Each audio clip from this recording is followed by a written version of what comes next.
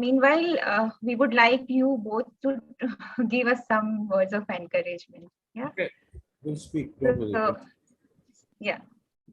After speak for 2-3 minutes, the speaker should be there.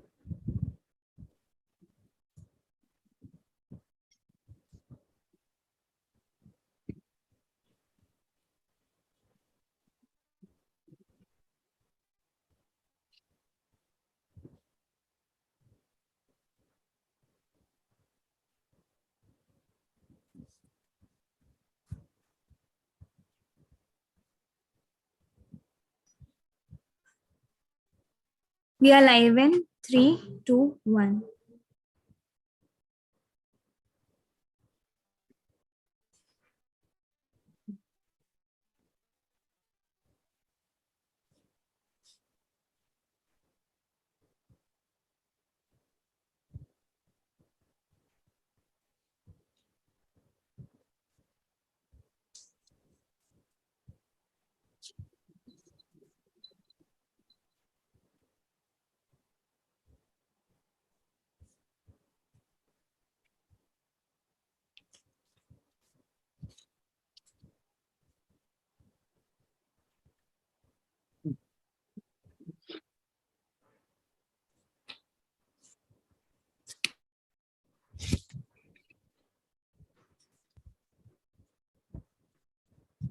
Ma'am, we are live now. You can start.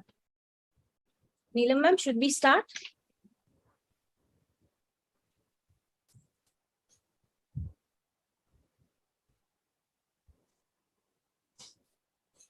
Yes, Sapna, you can start. Okay. Good evening, everyone. I'm Dr. Sapna Basandani. At the onset of this beautiful evening, I wish each one of you a very happy Janmashtami and extend a very warm and hearty welcome from IFS Rajasthan chapter. It's an honor and privilege for our chapter to welcome Dr. K.D. Nair sir and Dr. Surveen Guman ma'am to be a part of this event. Ma'am, please display the slides for CV. Abba ma'am has joined.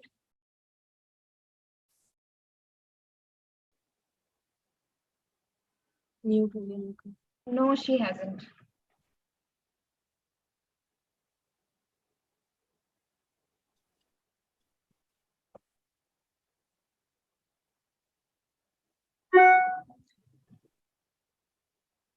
Can we start with K.D. Nair sir's CV so that he can say a few words?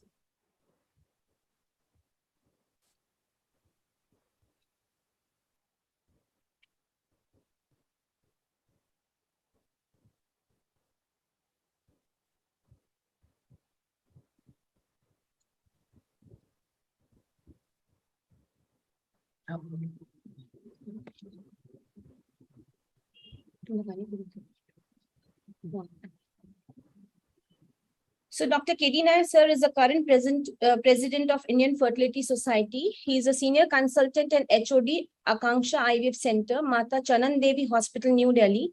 He has special interest in poor responders. He has 24 international presentations in the ASRM meeting since 2006, 22 international presentations in ESHRE meetings since 2017. A hearty welcome, Dr. K.D. Nair sir. We would appreciate a few words of insight on the future aspects and your vision for coming years of your tenure in IFS. K.D. Nair sir. Good evening, ladies and gentlemen. It is my privilege to welcome all the delegates to this webinar being organized by IFS Rajasthan chapter. And I bring you greetings from the whole IFS family spread over 29 chapters across India. At the outset, I would like to acknowledge the efforts of Dr. Neelam Bapna, the chapter secretary, Dr. Anita Sharma, the joint secretary, and Dr. Harpreet Bajwa as the treasurer of IFS chapter, plus the star speaker for this evening, Dr. Abha Majumdar, the chairperson, moderator, and panelists who are going to make the CME an academic benchmark, despite today being a festival holiday. The coming year will mark the re-emergence of life as it was before Corona, and we are optimistic that we will be able to deliver a term of webinars and interactive physical meetings on an academic platform. I would like that IFS bridges the gap between knowledge and action in the field of infertility. IFS vision for next 2 years is quality academics and research in ART. We have planned for pan-India data collection and publish it. We have already started with first survey on frozen embryo transfer, second survey on male infertility, and third survey is going to be posted tomorrow. And I request all the IFS members to respond to this survey. It hardly takes 3 to 4 minutes, and this survey will remain posted on IFS website for next 3 months. I welcome you all to register for our forthcoming 18th annual conference Fertility, which is being organized in the city of Hyderabad from 9th, 10th, and 11th December. There will be a wide range of 13 pre-congress workshops on 9th December, followed by main congress on 10th and 11th December. The highlight of this conference will be the case-based discussion and practical workshop being conducted by renowned international and national speakers. Finally, I look forward to your support and welcome suggestions from all the IFS members to improve our program and activities. Thank you very much.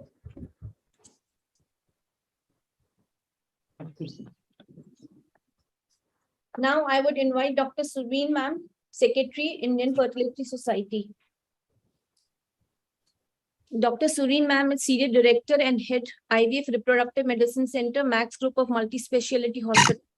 She has 32 years of clinical experience. She has authored 9 books. There are over 80 publications in journals and books. She is a Program Director for Fellowship in Reproductive Medicine at Max Hospital. She is the Executive Editor for Fertility and Research Journal. Presently, she is Secretary IFS Society, Treasurer 2020 to 22, and past editor 2018 to 20. She has numerous awards to her credits. Thank you so much, Surbi. It is always a pleasure being on the Rajasthan chapter. I've done multiple trips to Jaipur and all other places. And I think Rajasthan chapter has excelled in academics, both Neelam Bapla and her predecessors. So thank you so much, Neelam, for inviting us here, and a warm welcome to all the delegates. And I see Sangeeta there.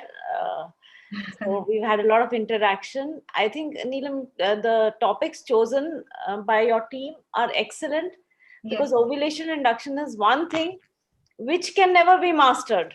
We can go on reproductive endocrinology, and we can never master it.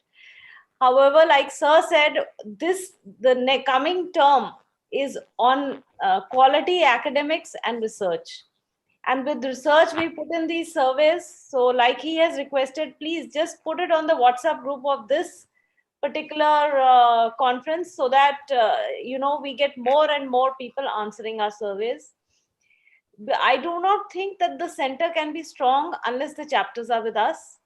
And I'm so happy to see that, yes, there is a strong connect between Rajasthan and us. Wishing you all the best for this. Excellent topics, excellent speakers and panelists. All the best. Thank you, ma'am. Thank you so much. And we would like to know your opinion and visions about the current ART law, its implications and consequences. A few words. So, the current ART law was very much needed. It needs to be interpreted properly, both by the doctor as well as by the people who are making that law. So as long as the interpretations and implementations are correct, it's going to be very good. And by interpretations, I mean that we interpret it rightly and they implement it properly. So I would request all IFS members to strictly adhere by the law. So that, you'll never be in trouble if the law is with you. I know it's going to be a big problem. There are going to be a lot of little things which we have to look after, which we earlier were not looking after. But maybe at the end of the day, I think this is going to become very, very channelized, very, very structured. And India needed it. India needed it with these small centers coming up. I think IFS is very much with this current bill. There are a few troubleshooting elements, and they are going to be solved along side, the government is very much with us. We have put our concerns forward. Sir has submitted a letter to the government regarding our concerns on donors, the donor payments, anonymous donor, many other concerns have been put up. We've had various meetings on the ART bill. And we request you that, if you have any questions, any problems at any time, we have 3 lawyers on board to answer your problems. In case you need to answer a letter to the government in a legal manner, we have 3 lawyers on board, and you can approach IFS anytime you have a problem with this law. Thank you, ma'am. Thank you so much. Over to my colleague, Dr. Surbi. Good evening, everyone. I think Dr. Abha hasn't joined yet.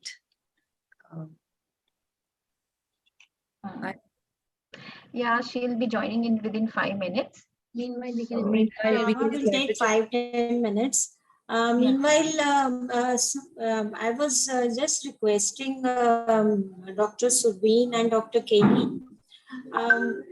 What is, can we, have a direct link to guide us to implement this act?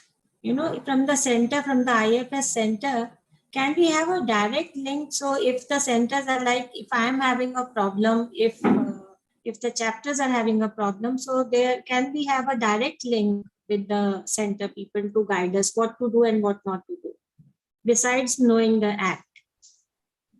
Dr. KD or Dr. Surbi? Speaking, Dr. Anju, you see, if you are following the laws as it is set out, you should not have any problem. The thing is, that is all right, Dr. KD, but sometimes it is difficult to understand the legal language of what the act is. That what is happening is most of the people are trying to read what is not written in the law. They are trying to presume what is written in the law, and that is causing issues. Simply follow what is written, and there is no conflict. If you only think of what is not written, trying to interpret, you will have a lot of confusion. If you are coming to Delhi on Sunday morning, we are going to have a talk from a Supreme Court advocate only on the ART bill and how to go about it. I think we will have, all of us will have more perception of how to go about it. That is what is my perception, that read what is written there. Don't read what is not written there. So don't go into the unwritten part. Another thing, Anju, is that we have an advocacy committee in IFS. Currently, it is headed by Dr. Sonia Malik. So if you ever do have a problem, you can approach the advocacy committee. And like I said, that in case it becomes a legal problem, you can take a legal advice from one of the 3 lawyers. The lawyers will take their fee, which is minimal, for a written advice of about 5,000 rupees. But you can get a written legal advice from qualified lawyers, and you can approach the advocacy committee free of charge for anything which you feel, you want to just ask. So in Delhi, there are a lot of WhatsApp groups. There's one group where people are answering and giving their, experiences and what is happening. I'm sure Jaipur, Rajasthan would also have these groups, but probably Delhi has more. And we have, phone numbers of lawyers being put. We've got people giving the format of the affidavit happening on those groups, and how to get the judicial magistrate's signatures. We are not talking about it because so many groups are in, and so many people are advising. So what I wanted to ask you as our mentors was to, it is just black and white, the act is just black and white. So if we follow, because there are so many groups and the authenticity, as Dr. K.V. Nayak just said, sometimes things get, distorted. Yeah. So my implication was that only. So, what we can do, I don't know what Sir feels about it, is that we already have a chapter secretary group. Okay, we make a separate chapter secretary group because that is meant only for messages for the chapter secretaries. We make a separate group in which the chapter secretary can pass on your concerns, because everybody would not be able to become a member, or each chapter has an advocacy committee somebody heads that advocacy committee, That and is you a put good your idea. concerns together, and it is put in the group, and we can put the person who's heading the advocacy committee in that group. Let it be an I advocacy think group. that is a very channelized way of dealing Yeah. with them. So in that way, we would also get to know what concerns are happening across the country, because we are a national body. We would like to know. In fact, I know Neelam has looked at the slide, and there is one question on the slide when you present that what is the status of the ART bill in your, how far have you reached in your state? Because we want to know what each state is doing and collect data to be able to be informed on what is happening in India. So I would suggest, Neelam, that you put forward this advocacy committee, maybe 1 or 2 members from your Okay. company, and Okay, done, we'll ma'am. take a group. And I don't say that we can give you definitive opinions, but Yeah, we yeah. can refer you to proper lawyers. We can give our opinion. We can troubleshoot and see what it is. At least all the people in IFS are authentic, and we are doing good work. We're doing Yeah. ethical work. So that Okay, would be done. we'll make a advocacy Because committee. in the future there are going to be a lot of concerns coming up little by little. Yeah. Aaj ye ho gaya. So how are we going to sort those out? I think IFS can give support. Sir, what do you feel about it? Yes, No, once it is implemented. Yeah. Yeah, Yes, sir. Suvin, if you remember, we had talked of having this sort of a legal cell in each chapter. When we discussed of forming this group in center, we wanted that they should percolate to these chapters also. Each chapter should have its own advocacy committee. The chapter secretary, joint secretary can be member of this, along with one local advocate from that area, who should be available to them to guide them at every step. And the advocate should be well versed with this ART law. That is important. Yeah. So that is what we are going to even ask the chapter secretary once they come in Delhi. They can probably have an advocacy committee at the local level. Yeah, it is just a how to interpret the law and implement it. That is what is needed. We know, all of us know what is the status of donor. We know what is the status of surrogacy. So we are not going to do anything beyond the scope of law.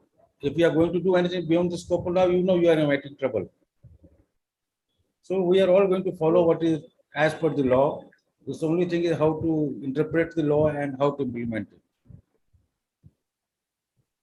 Okay, so That that is I what think actually I started this because when this last date was approaching, that was 24th of July, we really didn't know where to send the form, and we were asking each other. So that is why I thought we should.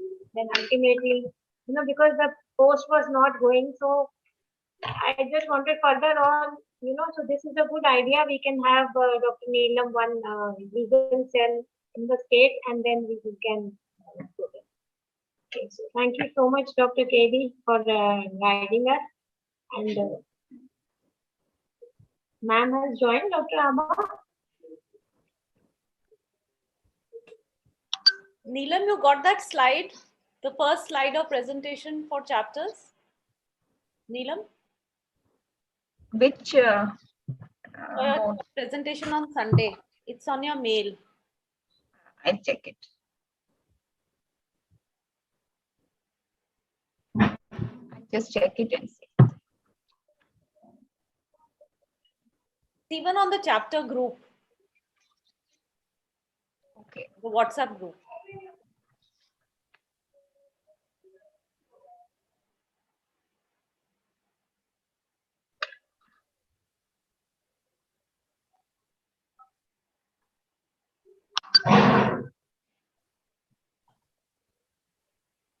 This is about scientific session or this? No, it is a mail where the 5-minute presentation which you're doing, it's going to be your first slide. You have to fill it up. There are certain questions there. Okay. Just look at the chapter group. You'll find it there. Okay. WhatsApp group.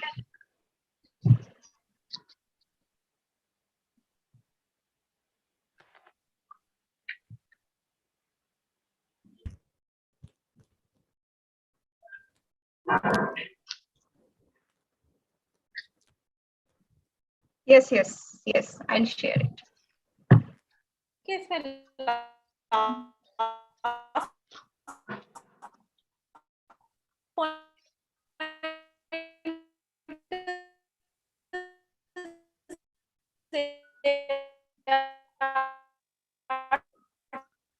only.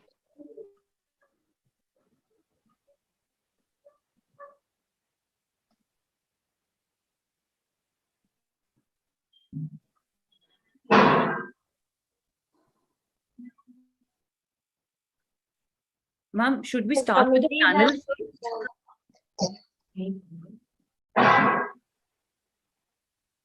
can- Yes, I'll share it.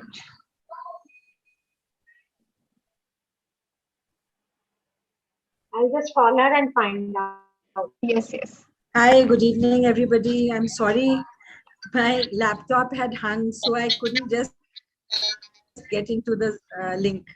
Welcome, ma'am. Welcome to our Welcome, Rajasthan ma'am. chapter. Yeah. Welcome, ma'am. Hi. Welcome, ma'am. Hi, everybody. Hi, Sangeeta.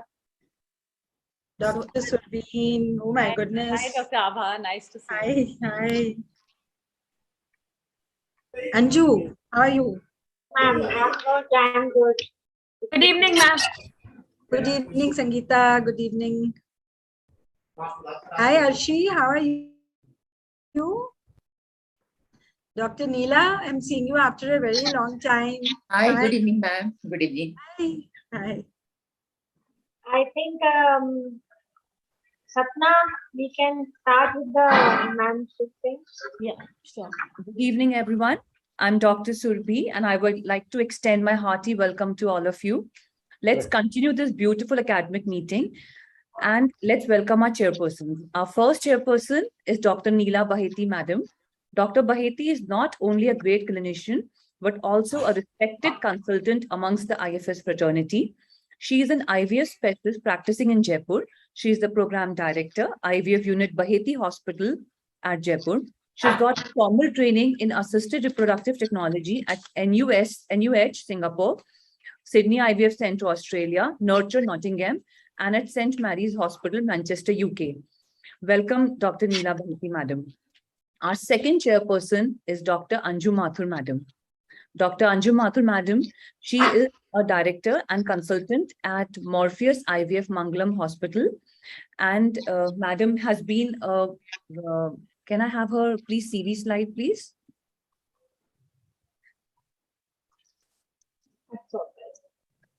So Dr. Anju, madam, she's a director of Morpheus Mangalam IVF Center, Jaipur, and she's got a vast experience in hysteroscopy, laparoscopy, and ART bill. Over to the chairpersons, please. Thank you so much, Dr. Sapna, Dr. Surbhi. Now I will introduce, she doesn't need any introduction. She is our, guest speaker today, Professor Abha Majumdar. She is the Director, Center of IVF and Human Reproduction for Gangaram Hospital. And she has had president, besides the various medals that she had President's Medal for Best Medical Graduate in 1975, Lifetime Medical Excellence Award in OBGYN by Hippocrates Foundation in 2014, Abdul Kalam Gold Medal and Rashtriya Gaurav Gold Medal in 2017. She has been a Distinguished Teacher of Excellence Award for PG Medical Education by NBE in 2017. And I think many of us know her as a great teacher. She has been our mentor of our generation. She has been awarded as IVF Champion of Year 2019 and Icon of IVF of North India.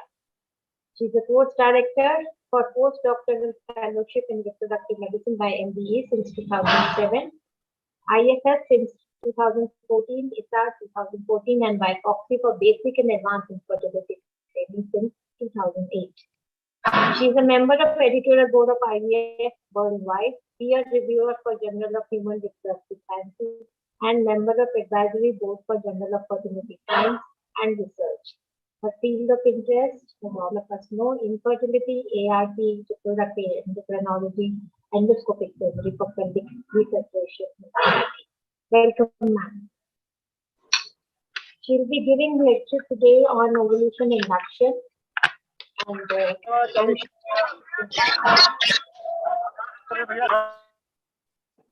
Good evening, everybody. Thank you for having me over, Anju. And my most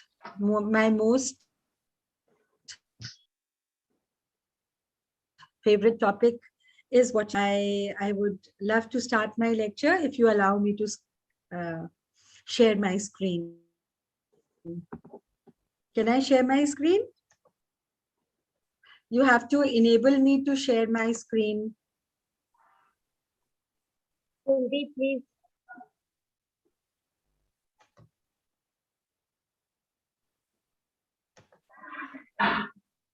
And you can share your screen. You have to enable me to share. It's coming disabled.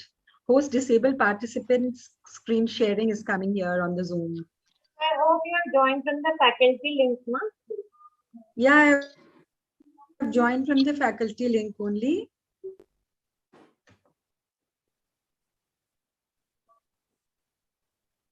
Just a second.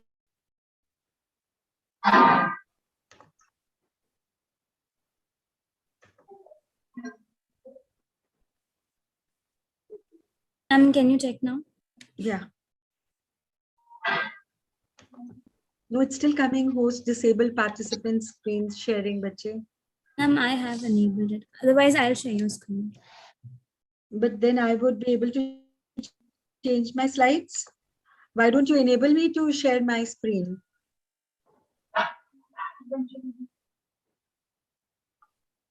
There's still 3 more minutes left for the lecture to start. So maybe you can just, you have to enable me to share my screen. Yeah, ma'am, there might be any technical issue from your end because I have enabled. Okay, then you share the screen. Let me see if it works. I'll be able to change my slides. It won't work if you change my. Ma'am, I'll give you remote access. Yeah, give me that at least. Next slide.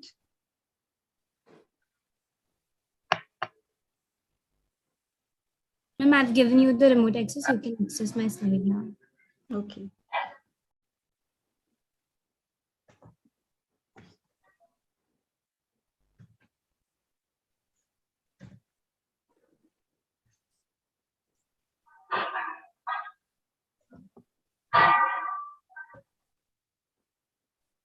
It's very difficult to, okay. I'll be able to change my slides. Just tell me. Let me see.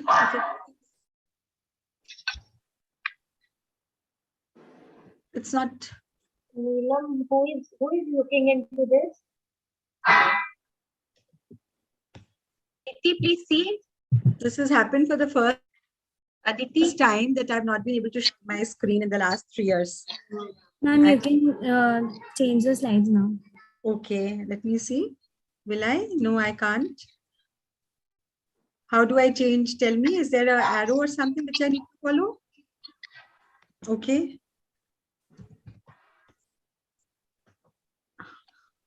I think it's. How do I change? I can't.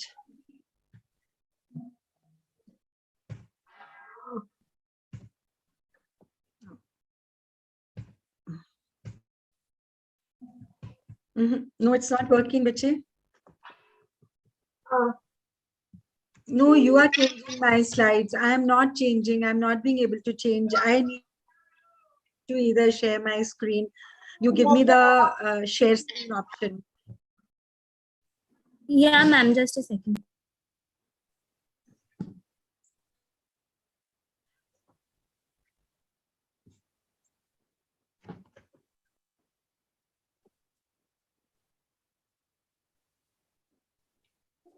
Ma'am, can you check your screen sharing now? Okay.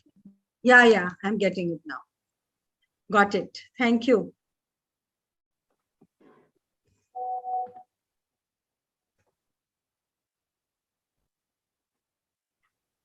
Thank you. Yeah, so hi, good evening again, everybody. After a little jitter, first my computer got a virus, my mouse was not working, then I changed the laptop, and now with this screen share, I hope I can give a lecture without any obstruction. I'm going to talk on basics of ovulation induction and stimulation.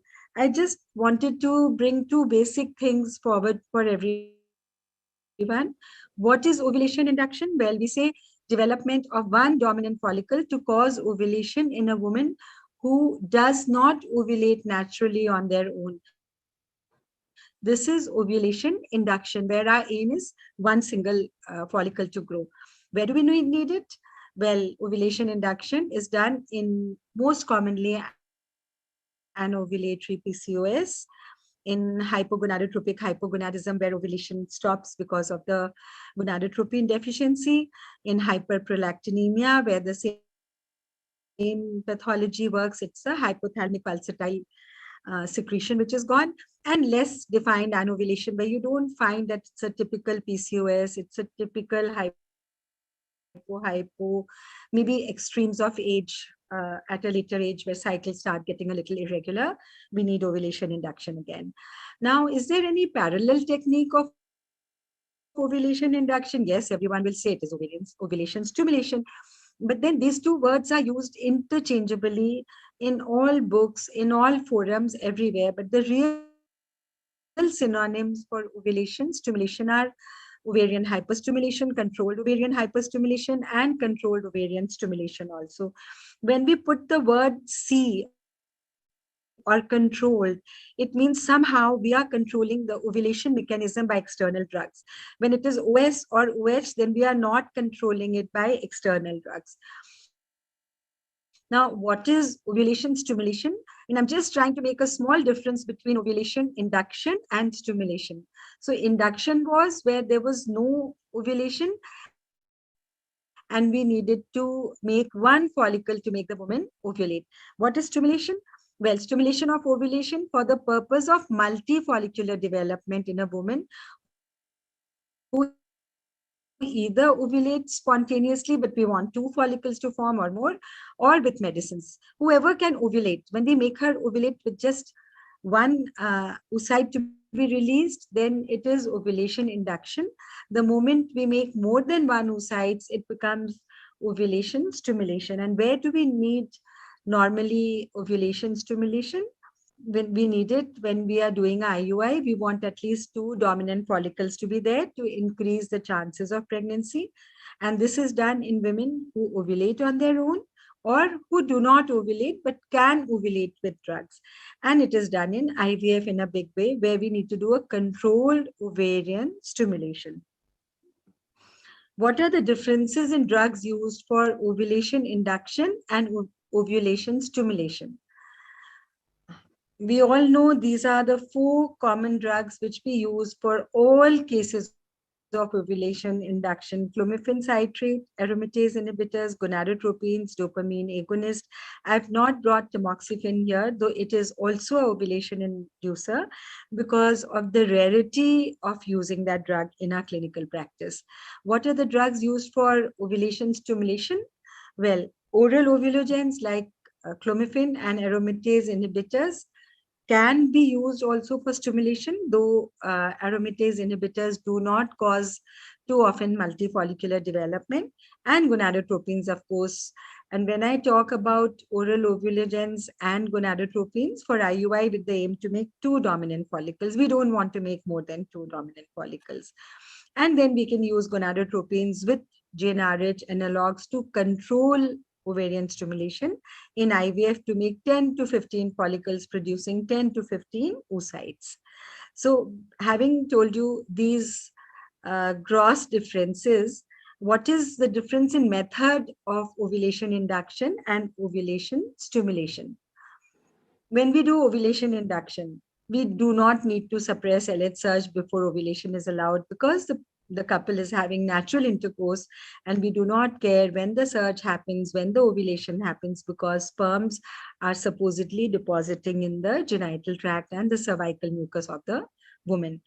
Trigger is not mandatory. You may give a trigger if you're monitoring, but you don't need to give a trigger if someone is on an oral ovulogen and she is ovulating and she is distantly, she doesn't have to take a trigger. And the risk of OHSS naturally is lower because the intensity of stimulation is less and hence the ovulatory response is less. But then OHSS can happen on ovulation induction when we do it absolutely uncaringly. Intensity of ovulatory response becomes very high. The drugs used are high doses, and hence there can be OHSS in this also. In ovulation stimulation, we need to suppress LH surge, but in IVF cycles, definitely we need to control it, but rarely in IUI cycles. When do we need to control it in IUI cycles? Only when we want to overcome a weekend IUI.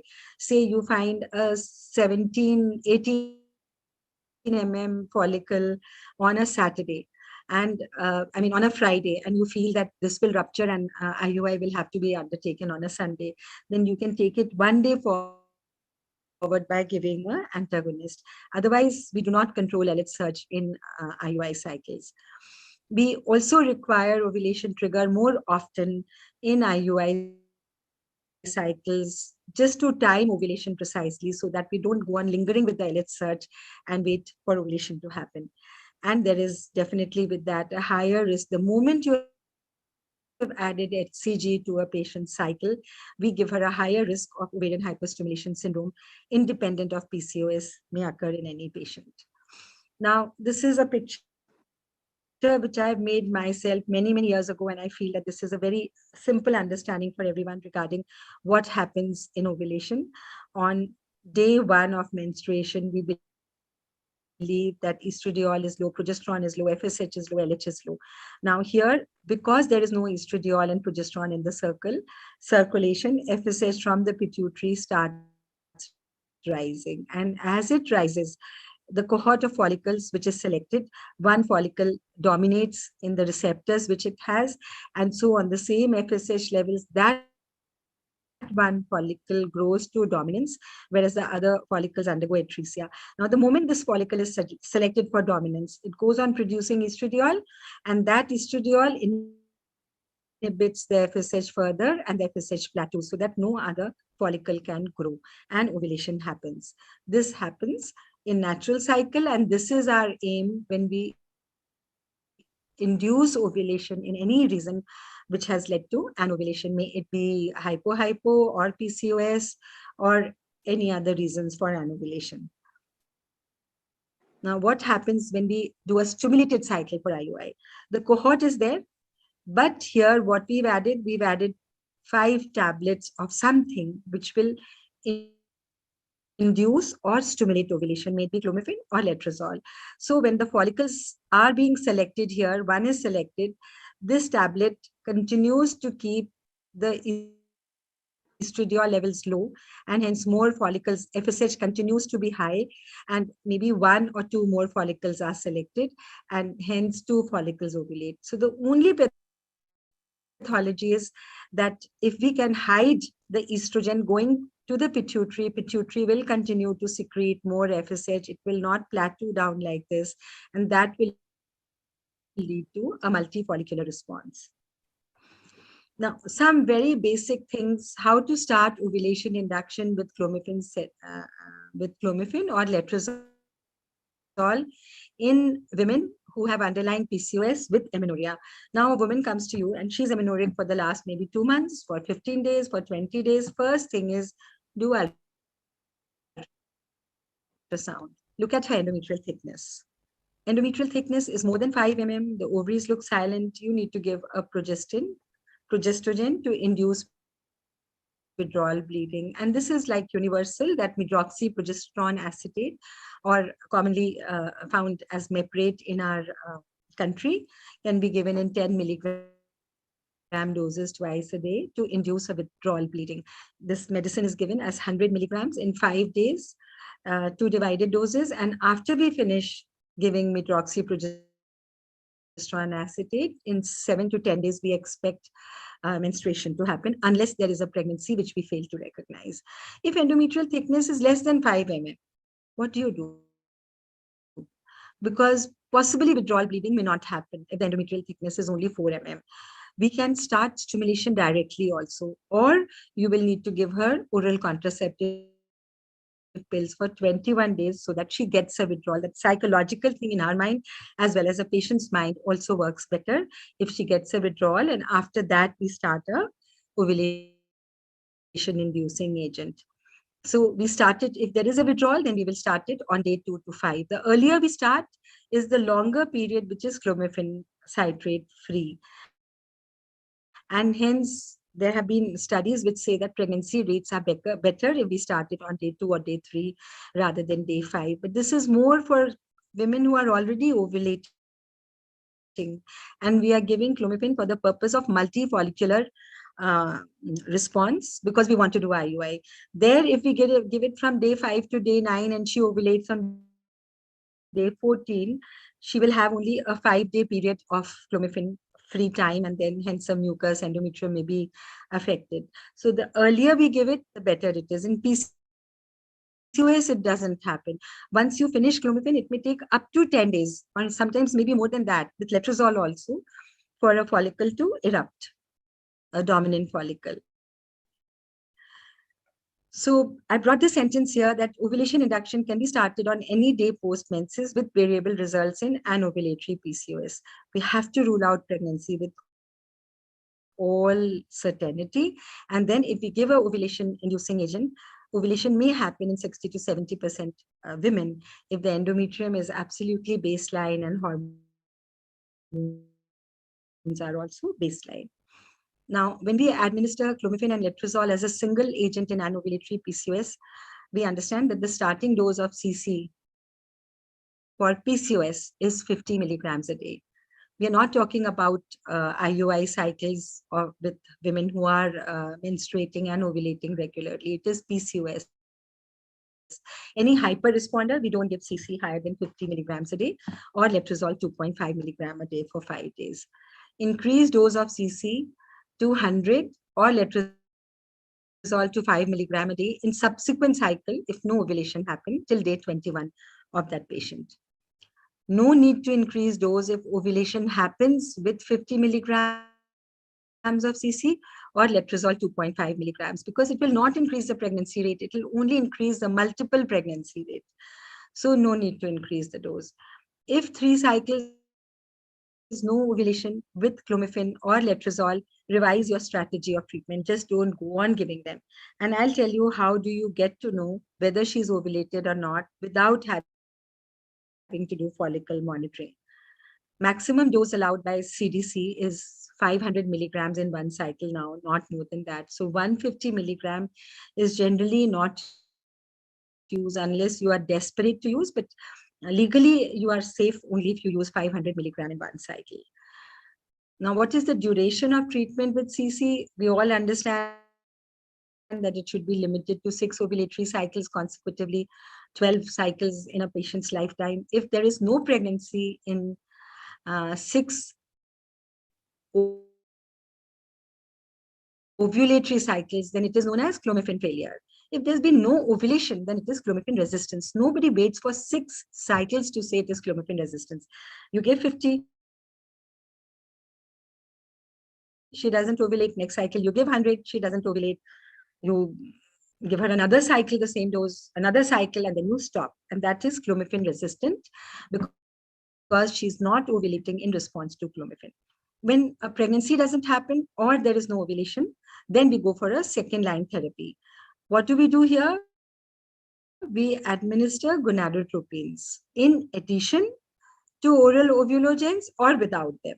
So what can we do? You can give clomiphene, wait for 10 days after the last dose. If no follicle is emerging, you give gonadotropines. What do you want to do? That FSH level, which had plateaued, and with clomiphene, it went up, you have to take it further up to let a ovulation happen. And if she, or you add gonadotropines, otherwise you can do medical pre-treatment in the form of metformin for 2-3 months, make her run, make her walk, do anything and see whether her ovaries become more sensitive, or you can do surgical pre-treatment, that is laparoscopic ovarian drilling. If the patient is absolutely not willing to buy gonadotropines, is not in your city where you can monitor, because every gonadotropin cycle needs to be monitored by a clinician. Only clomiphene can be given when somebody is remotely there to just make sure she's ovulated, I'll tell you what you do. So in these cases, you can either give her metformin for 2-3 months. In case she's obese, she might respond. If her ovaries are very heavy, very big, she could respond. Ovarian drilling could help, but just for the sake of it, laparoscopy need not be done. Cumulative birth rates are low with clomiphene citrate when it is given up to 6 ovulatory cycles. So how do you or your patient monitor herself or her cycles with the use of clomiphene citrate or letrozole? This is very important, and I want all of us to understand, when we monitor, we always like to do ultrasounds. So you will do a TVS before start of the drug, ensure that endometrial shedding is complete. And how do we know endometrial shedding is complete? The endometrium should be 4 millimeters or less, and there is no persistent ovarian cyst. Restart monitoring only on day 11 or 12, not earlier than that. And this is for an ovulatory PCOS, where you don't need to monitor earlier. Then every 2 to 4 days till ovulation happens. Last monitoring day should not extend beyond day 21. If no follicle is selected, or you can even do a serum progesterone. If it is less than 1 nanogram, then you will have to give the patient a withdrawal bleed and revise your treatment for the next cycle. How does the patient self-monitor? A lot of my patients come to me, they get the medicine written and go back to their cities or villages. What do I do? I mean, urine LH surge is for the ones who can really afford to buy these kits, because these kits are also not very cheap. One kit comes for about, I think, 800 rupees, which has 5 strips in it. So from day 11, alternate day, she will finish it by, if she does it from day 11 or 12 alternate day, she will finish all her 5 strips by day 20. And if the urinary kit, LH surge kit doesn't show a surge till day 21, then we can always conclude that she probably did not ovulate and take a withdrawal bleeding. The good thing about medroxyprogesterone acetate withdrawal is it doesn't, taking medroxyprogesterone from day 22 to 26, she doesn't have bleeding till day 36. It is mandatory that she should do a pregnancy test, because she might have missed ovulation and she could be pregnant. Very important is ask them to have regular intercourse. Don't just tell them to have targeted sexual contact, because that lays so much stress on a couple's mind that performance becomes very, very fake. A lot of times it is just fake and pregnancies don't happen. Now, another way is she doesn't want to do a urinary LH surge estimation on her own. You just ask wherever you are, just go on day 21 to 25, any day, to any place where they can do a serum progesterone. And if it is not over 1 nanogram, you've not ovulated and you need to take a withdrawal. If it is 3, 4, 5, 6, 7, 8, any nanograms, you know she has ovulated, tell her to wait for another 15 days and then do a UPT, and she would know whether she's pregnant or not. Now, if we have to go on to use gonadotropine in PCOS patients for ovulation induction, what are the principles? One is that you have to start with low dose regimens, whether you have to go up with the dose slowly, or you may have to step down the dose, or you may just keep it constant if you find. But what happens when we do a chronic low dose regimen, step up, step down? These fulfill 2 essential requirements for successful ovulation induction in PCOS. They allow slow rise of FSH. What are we giving by the gonadotropin? FSH. So FSH starts rising in serum as we go on adding daily injections. And once it crosses that threshold at which the follicle will emerge above the line where it will grow to dominance, that is the line we need to find out. If we go very much higher than that line with the FSH dose, then many follicles will emerge up. So we have to be very careful to increase the dose, and we have to avoid explosive ovarian response because of exquisite sensitivity of PCOS women to exogenous gonadotropins. They're very sensitive. So you increase the dose by 75, you're gone. We increase by 25 units also, and sometimes we've had it. So with this, which gonadotropin to use? Well, you can use any gonadotropin. A lot of data has come out on this, a lot of research has been done. And by 2011, it has been concluded by Cochrane also that you could use human menopausal gonadotropine, urinary FSH, highly purified FSH, or recombinant FSH. Anything can be used. The only thing is that you have to use a preparation where you can break your doses into small doses. And nowadays, even urinary preparations come in vials where you can use 37.5, 75. So you can break your doses into smaller doses. All PCOS girls do not need doubling of 75 units. They need gradual increasing from 75 units. I feel the pen device is very good because all pen devices have, as small units as 8 units also, but we don't increase such small increments. We are very impatient. So we like to increase by at least 25 units or 50 units. But you can do it very easily with pen devices, which you get with recombinant FSH. I have 2 more questions for all of us. How do you use gonadotropine in PCOS women for ovulation induction? And can you monitor without ultrasound? No, you can't monitor without ultrasound. You have to start with a dose of 50 to 75 international unit. Now you have to figure out if you can get 50 units in a urinary product, use it. But then from urinary gonadotropines have very inconsistent levels. When they write 75 IU, that 75 IU could have as little as 35 IU and could have as much as 110 international units. So the effect also would be very inconsistent because from urine, when they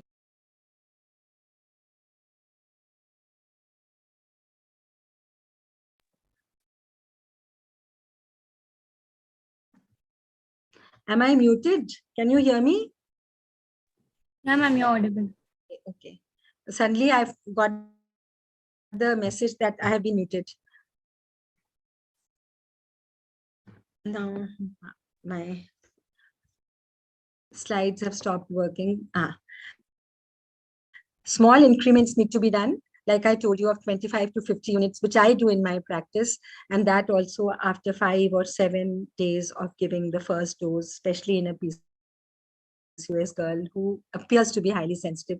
You don't have to go for many days. The sensitive PCOS to gonadotropine respond very quickly, but the very high AMH girls don't respond easily because the AMH keeps suppressing follicular selection, and you have to go on and on increasing the FSH levels to overcome that AMH suppression. So first 5 days, you don't need to do anything. Close your eyes and give them the dose you thought the best dose for them for 5 days. After that, you call them for the first ultrasound monitoring, which happens to be generally day 8 for them if you start on day 3. After that, you need to monitor them every 2 to 3 days because you are administering gonadotropine on a daily basis. It is important to give them on a daily basis, except when the follicles reach 14-15 millimeter size. You can probably increase the distance from 24 hours to 36 hours at times because you cannot reduce your dose further, or you're already giving a low dose, or you don't have a pen device where you can make 75 units as 50. You would have been happier if you were giving 50 24 hourly, but you can make it 75 36 hourly. Trigger is not needed if there are 1 or 2 dominant follicles. LH surge will happen and they can have sexual intercourse, and they should get pregnant in case there is no other factor stopping them from getting pregnant. Now, I've given in a picturesque way to know how do we use FSH or HMG in PCOS. FSH 50, 75 units per day from day 3 into 5 days. Day 3 of menses, you have to mandatory to do 1 ultrasound if you are using gonadotropines, and you find the endometrium is thin and the ovary is like you see here.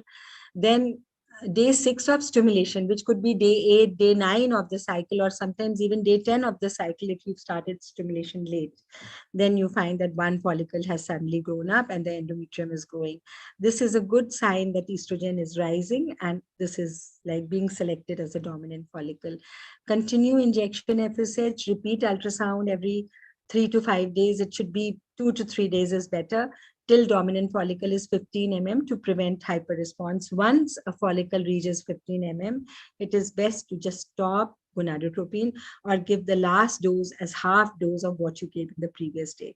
Ovulation will follow, and your aim is met with. You don't need to do anything else. Now, what happens when you don't get a response? Suppose you've done the same thing, and then after 5 days of stimulation, you've called and you still get all the follicles merged into each other and endometrium grown a little bit, definitely, but no. Then after every 3 to 5 days, you go on finding, and you find a stagnant picture like you find here. This looks bigger, but this is like a 12 follicle.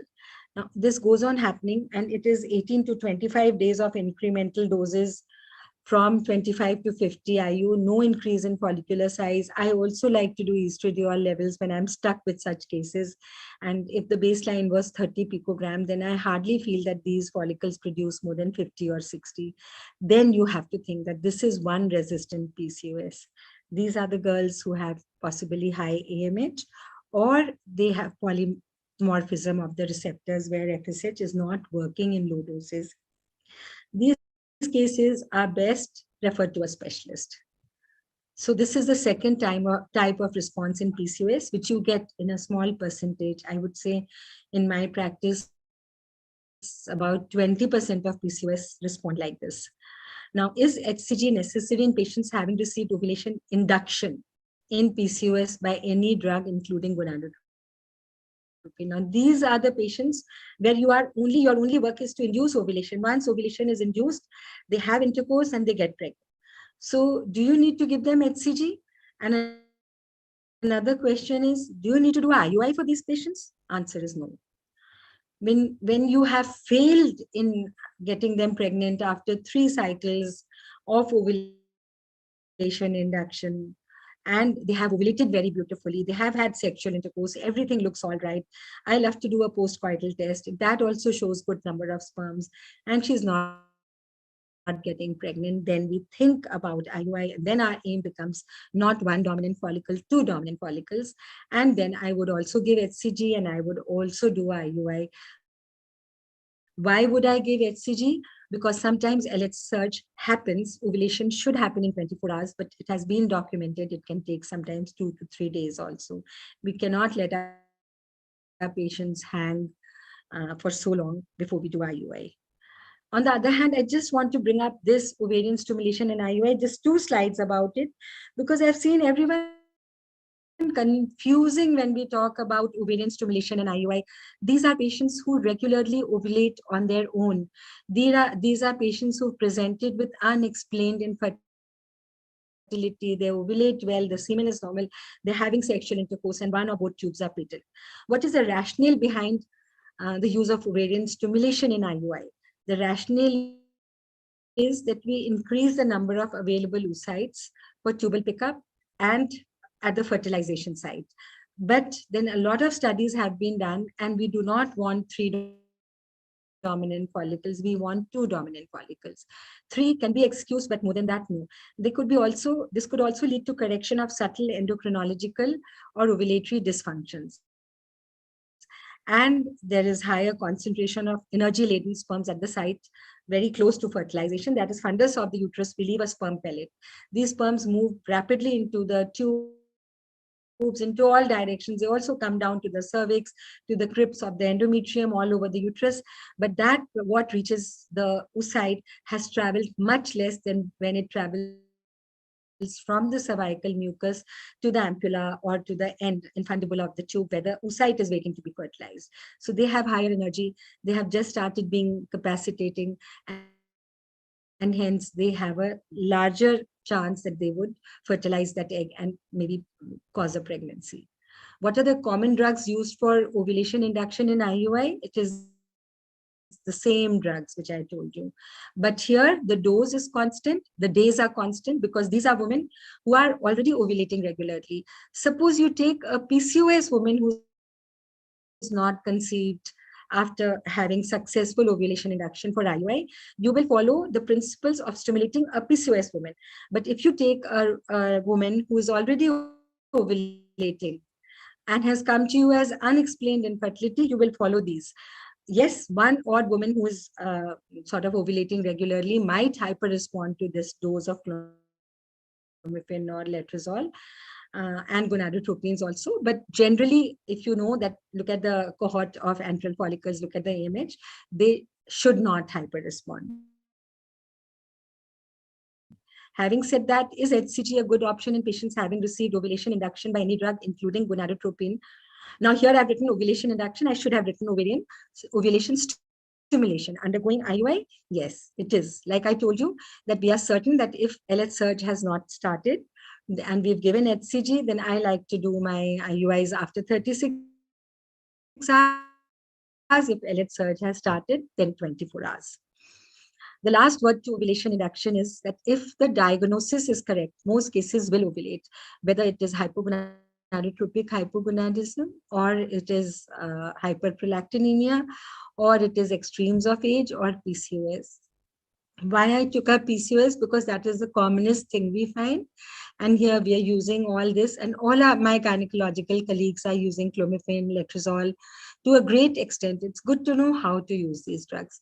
Aim is not to achieve ovulation at the cost of increase in complications, which is mainly increase in OHSS and increase in multiple pregnancy. Days taken to ovulate do not matter. Doesn't matter. You may take 25 days to make the patient ovulate. You may give her clomiphene. You may wait for 10 days. So you've already crossed day 17, 18. You can give her gonadotropin after that. You may be giving her gonadotropin in low doses, and you may give it for 15, 16, 18 days to let the dominant follicle emerge. Doesn't matter. If she ovulates even on day 25, day 30, day 35, she's likely to get pregnant. And this is what happens in PCOS girls who have very irregular periods, that they just ovulate on any random day and get pregnant.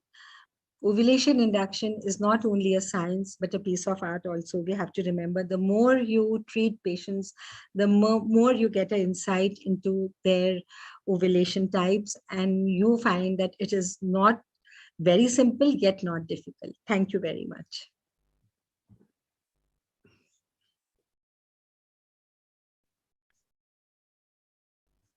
Over to the chairpersons. That was a very complete lecture on ovulation induction. Thank you, madam, for telling us about the difference between ovarian induction and ovarian stimulation, how to control, how to take care of the LH surge, when HCG is needed, and when it is required to do the IUI. As we all know, ovulation is a very, very common thing. It is done by all gynecologists, by IVF specialists. And yes, we need to know the science behind it, which madam has well illustrated. Any questions? Do we have any questions in the chat box? None as of now.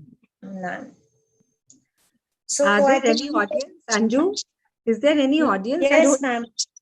Yes, yes, yes, there are. More than around 250 or more than 270 people have joined. Okay. And it's not visible on Zoom, but latest was around 240. Because it's a very simple topic, and it is no, but it is a very important people thing. Have queries in their mind regarding ovulation induction. That's why I was asking. Yes, yes. Can I ask a question, ma'am? Sure. Hi. So, ma'am, you mentioned about, hi, Dr. Abha, ma'am. So, a question on, doing a routine LH surge in patients with IUI, because, it's a decision about timing the IUI, whether it's 24 hours or 36 hours. And you did mention about the LH surge. So do you do routinely LH levels in such patients who are undergoing IUI? I used to do routinely, and not just urinary surge. We had facilities that we get a blood test report in 2 hours. So I would also send a LH for that. I mean, the blood sample for that.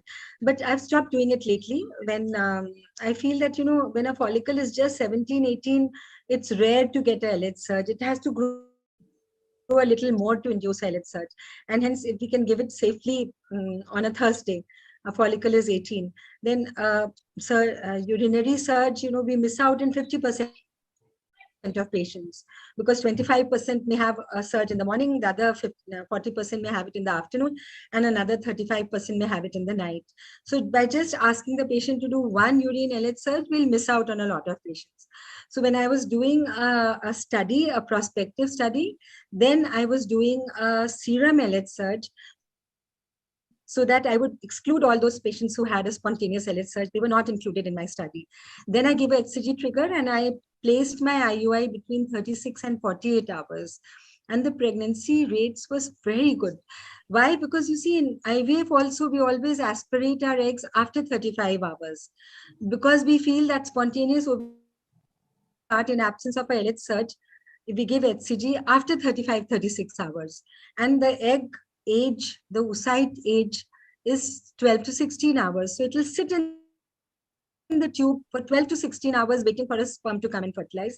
After that, it will start degenerating. So I used to think that give her the highest chance that whatever 2 follicles are there, they rupture, those eggs are sitting in the tube and they can get fertilized. So I do generally my IUIs at 44, 45, 40 hours plus. But as such, when the study finished, then I stopped doing so much of LH, and I assume that if LH surge has not the HCG trigger, I will do. And then I allow intercourse a lot to my patients. I tell them on the day of HCG, please don't forget to have sexual contact, because if my IUI fails, some sperms will be in your system. They will get you pregnant. Ovulation induction itself also helps. But yes, a lot of times I do a serum LH, and if it has, the surge has started, when I have a doubt, then I do it. And if it has started, then I do my IUI within 24 hours. That's next day, not next to next day. Thank you, ma'am. I have one question. Yeah. Ma'am, it is usually seen that while doing ovulation stimulation, and on the day the egg is 18 or 20, and you are planning an IUI, suppose HCG is given, but it is seen that the egg, forget about IUI, but we usually ask the patient to come after one day to just for a monitor whether the egg is ruptured or not. And it is obviously seen that in few cases, the egg is growing, it is reaching up to 22, 24, in spite of giving HCG trigger. Ma'am, what is the most common cause? She stopped doing a repeat ultrasound. It's very heartening for us to do it. Even I do it. But do not base your IUI on the basis of this ultrasound. If you're doing a IUI between 40 to 48 hours, just forget the ultrasound. Most of the times when you say follicle has not ruptured, the follicle had a small stigma from where ovulation happened and the wall reformed, and hence you did not recognize the ovulation which happened. Madam, this you are saying it's absolutely right that we should not do the ultrasound repeatedly, but the patient says when it is not. You do ultrasound, but don't base your IUI or repeat it on the basis. It is the patient question why you are doing IUI when. No. You have to explain that this is not. We are doing it at the time when your egg is released. Ultrasound is a support system. It doesn't 100% tell us about a follicle rupture. It is, so many papers have come up on unruptured luteinized follicle. They say no method can detect it. The progesterone rises, a egg is trapped inside, or it is released. Only a laparoscopy probably sees a stigma there and can say that yes, did this rupture, but the corpus luteum is sitting exactly like the follicle sat. So telling the patient this and leaving the baton in the hand of the patient to decide when the IUI will be done, doesn't work. You don't repeat IUI, you don't do it again only because your ultrasound doesn't show a follicle rupture. Yes, I agree on one. Ma'am, we have seen Sometimes patients. This is so nice.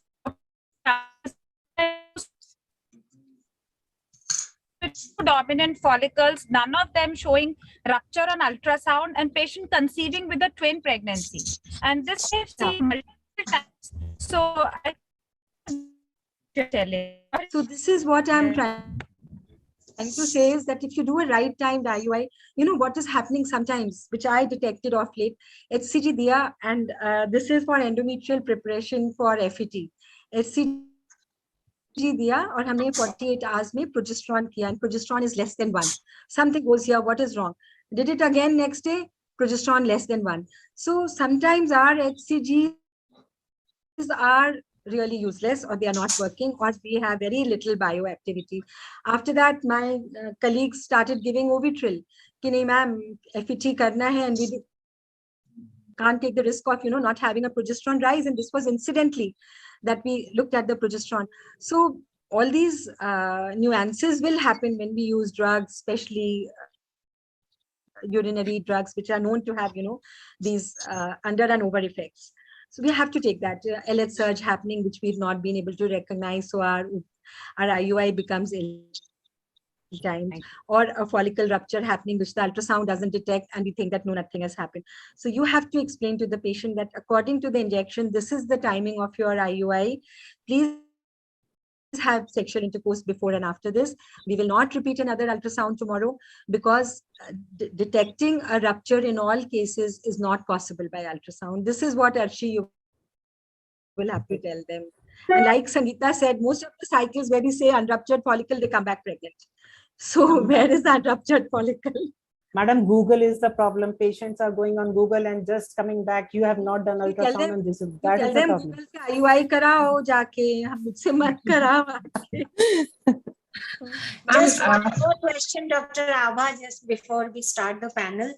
I just wanted you to tell us, enlighten us, what are the, how much is the waiting time, or what, in how many PCOS patients we should wait till a particular time, till the time we stimulate, whether the AMH is in double digits, or, she's not really ovulating in the previous, like they already come to us when they have taken clomiphene and letrozole. So should we wait for some time before we plan induction for them? No. Are there indications? No, you can see she has come for a fertility treatment. She wants to get pregnant. And she's already taken treatment. Aisa nahi hota hai ki treatment nahi mila ho. Everyone may have taken some of the other treatment. You look into her case, see whether when she took her treatment, did someone really document her ovulating or not document her ovulating? And according to that, you plan your treatment. You can give her clomiphene.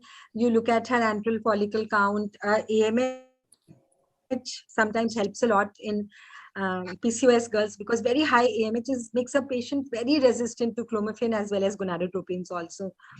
So a high antral, high AMH, so you start immediately. High AMH, do you recommend waiting with metformin or with the ovarian delivering or something? No? Nothing. Only when she doesn't ovulate on normal or even high doses of gonadotropin, then you think that this is a resistant PCOS. It could be due to receptor polymorphism, or it could be due to high AMH. Both the things require more doses. This is known as, I have a publication. If you go and you put my name and you write resistant PCOS, you will find a very good publication on this thing in one of the journals, where we described 18 cases of gonadotropin resistant PCOS. All of them had one feature in common. They were all obese, and they all had a AMH over 10 nanograms. So these are the patients where we find difficulty ki humne 225 gonadotropin diya, tab jaake ovulate kare, and they all hyper respond then. Once they cross the line, then a lot of follicles will cross the line. So, and we started with 50 for them, looking at the AMH. It's so high, 50 units, 75 units, 100 units, 20 din ho gaya, kuch nahi bana. Then we gave them 150, then we gave them 225, and a lot of follicles emerged. And we also, as clinicians, tend to get impatient. Patients, kitna bhi counseling karo, they also feel ki hoga ki nahi. But I always tell them, tumko menses nahi hota hai na. You don't ovulate forever. So have patience. The medicines take time in such people. So even if you have to wait 20 days, wait, because if I restart another cycle, you will again have to go through the same. So it is best in this cycle, whatever we can do, and go on increasing the dose. Whichever threshold FSH has reached, we have to take it further than that to be able to bring up dominant follicles. So start treatment immediately if someone has come to you. Even I have a question. Even I wanted to ask. I think we should move on to panel, and then the questions, I think, because we are getting late. Yes, yes, ma'am will be an expert opinion, and Yes. Dr. Baisi and Dr. Andrew, they will actually be as expert in our panel. Okay, thank you so much. Thank you so much, Dr. Abha, ma'am. It was totally an honor for us to have you with us. Ma'am, ovulation inductions looks like a very normal topic, but it's like a basic thing for any infertility treatment. It could be just, it's the first step for any fertility treatment. So the kind of slides and the presentation, and especially the graphic representation was very, very good. And I think the residents and the postgraduates who have joined in, it would be really, really very, very informative for them. So, and thank you so much, chairpersons. Now we move on to our panel discussion, which is on ovulation induction in infertility. And I would like to welcome our moderators, Dr. Neelam Bafna, madam. Dr. Neelam Bafna is the secretary of Indian Fertility IFS Rajasthan chapter. Madam is a member, madam is a consultant obstetrician and gynecologist at Shivani Fertility and IVF Center, Saket Hospital, Jaipur. And she's a member of POCSI, ISAR, and IFS. Her main areas of interest are infertility and high-risk obstetrics. Our second moderator is Dr. Sangeeta Sharma. Dr. Sangeeta, madam, she is a director at the Jaipur Fertility Center, Jaipur, and she's an associate professor in Department of Reproductive Medicine at Mahatma Gandhi Hospital. Over to the moderators.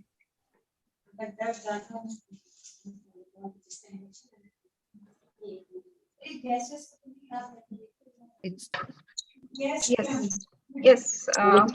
Yeah. Let's start our panel discussion. Before that, we'll welcome our panelists. We have 6 esteemed panelists with us. I'll welcome all of them. Please put their CV slides. Aditi. Aditi, please put CV slides of panelists.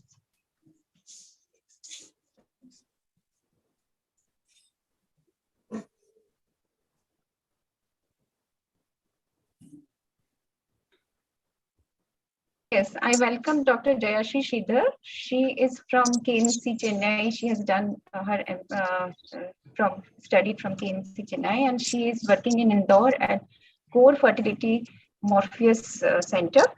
And she has 20 years and more of experience in obstetrics, laparoscopy, and ART. So welcome, Jayashree ma'am. The next panelist is Dr. Let's see the CV, please.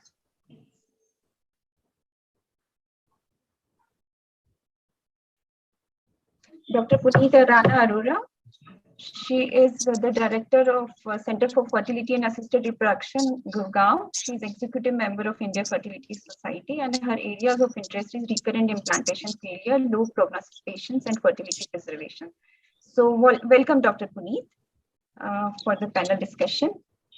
Next panelist is Dr. Navdeep Guman. She is additional professor, Department of Obstetrics and Gynecology, All India Institute of Medical Sciences, Jodhpur.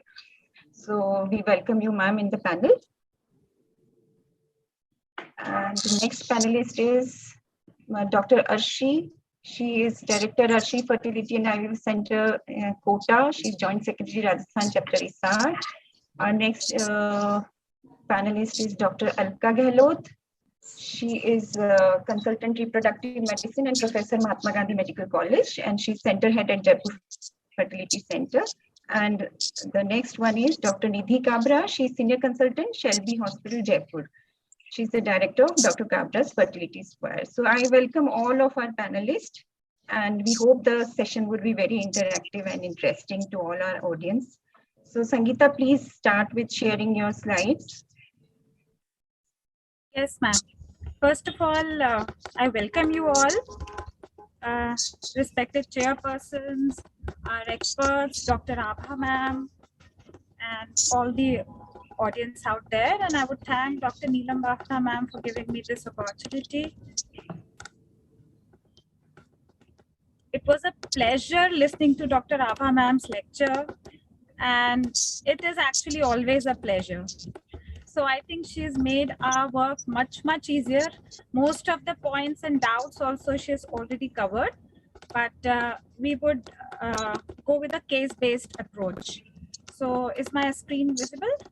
Yeah. Okay. So can we start with the case? Yes, please. All right. So she. Are you in the car, Sangeeta? Yes, Are you in the car? Yes, ma'am. Actually, I was not having proper network. So my husband is taking me somewhere. Probably there I will have a more stable network. So Oh my I'm working goodness. from How my nice is that? hotspot. I just ran at the last hour. I'm sorry for that. So No, it's very nice. It's so nice to see someone take so much of effort. Okay. thank you, ma'am.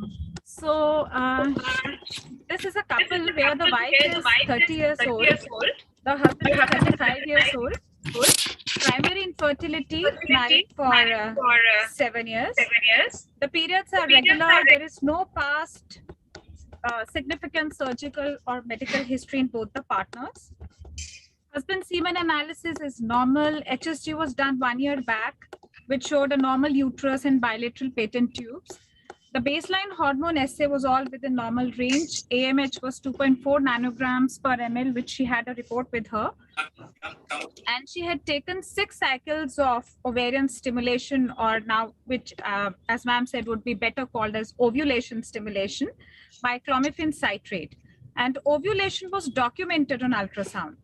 And timed intercourse was suggested to this couple, but she didn't conceive. So any one of the panelists, so what is the diagnosis and how would you proceed? Hello, Dr. Sangeeta. It's Hello. hello. Is Hi. it Dr. Nasdeep?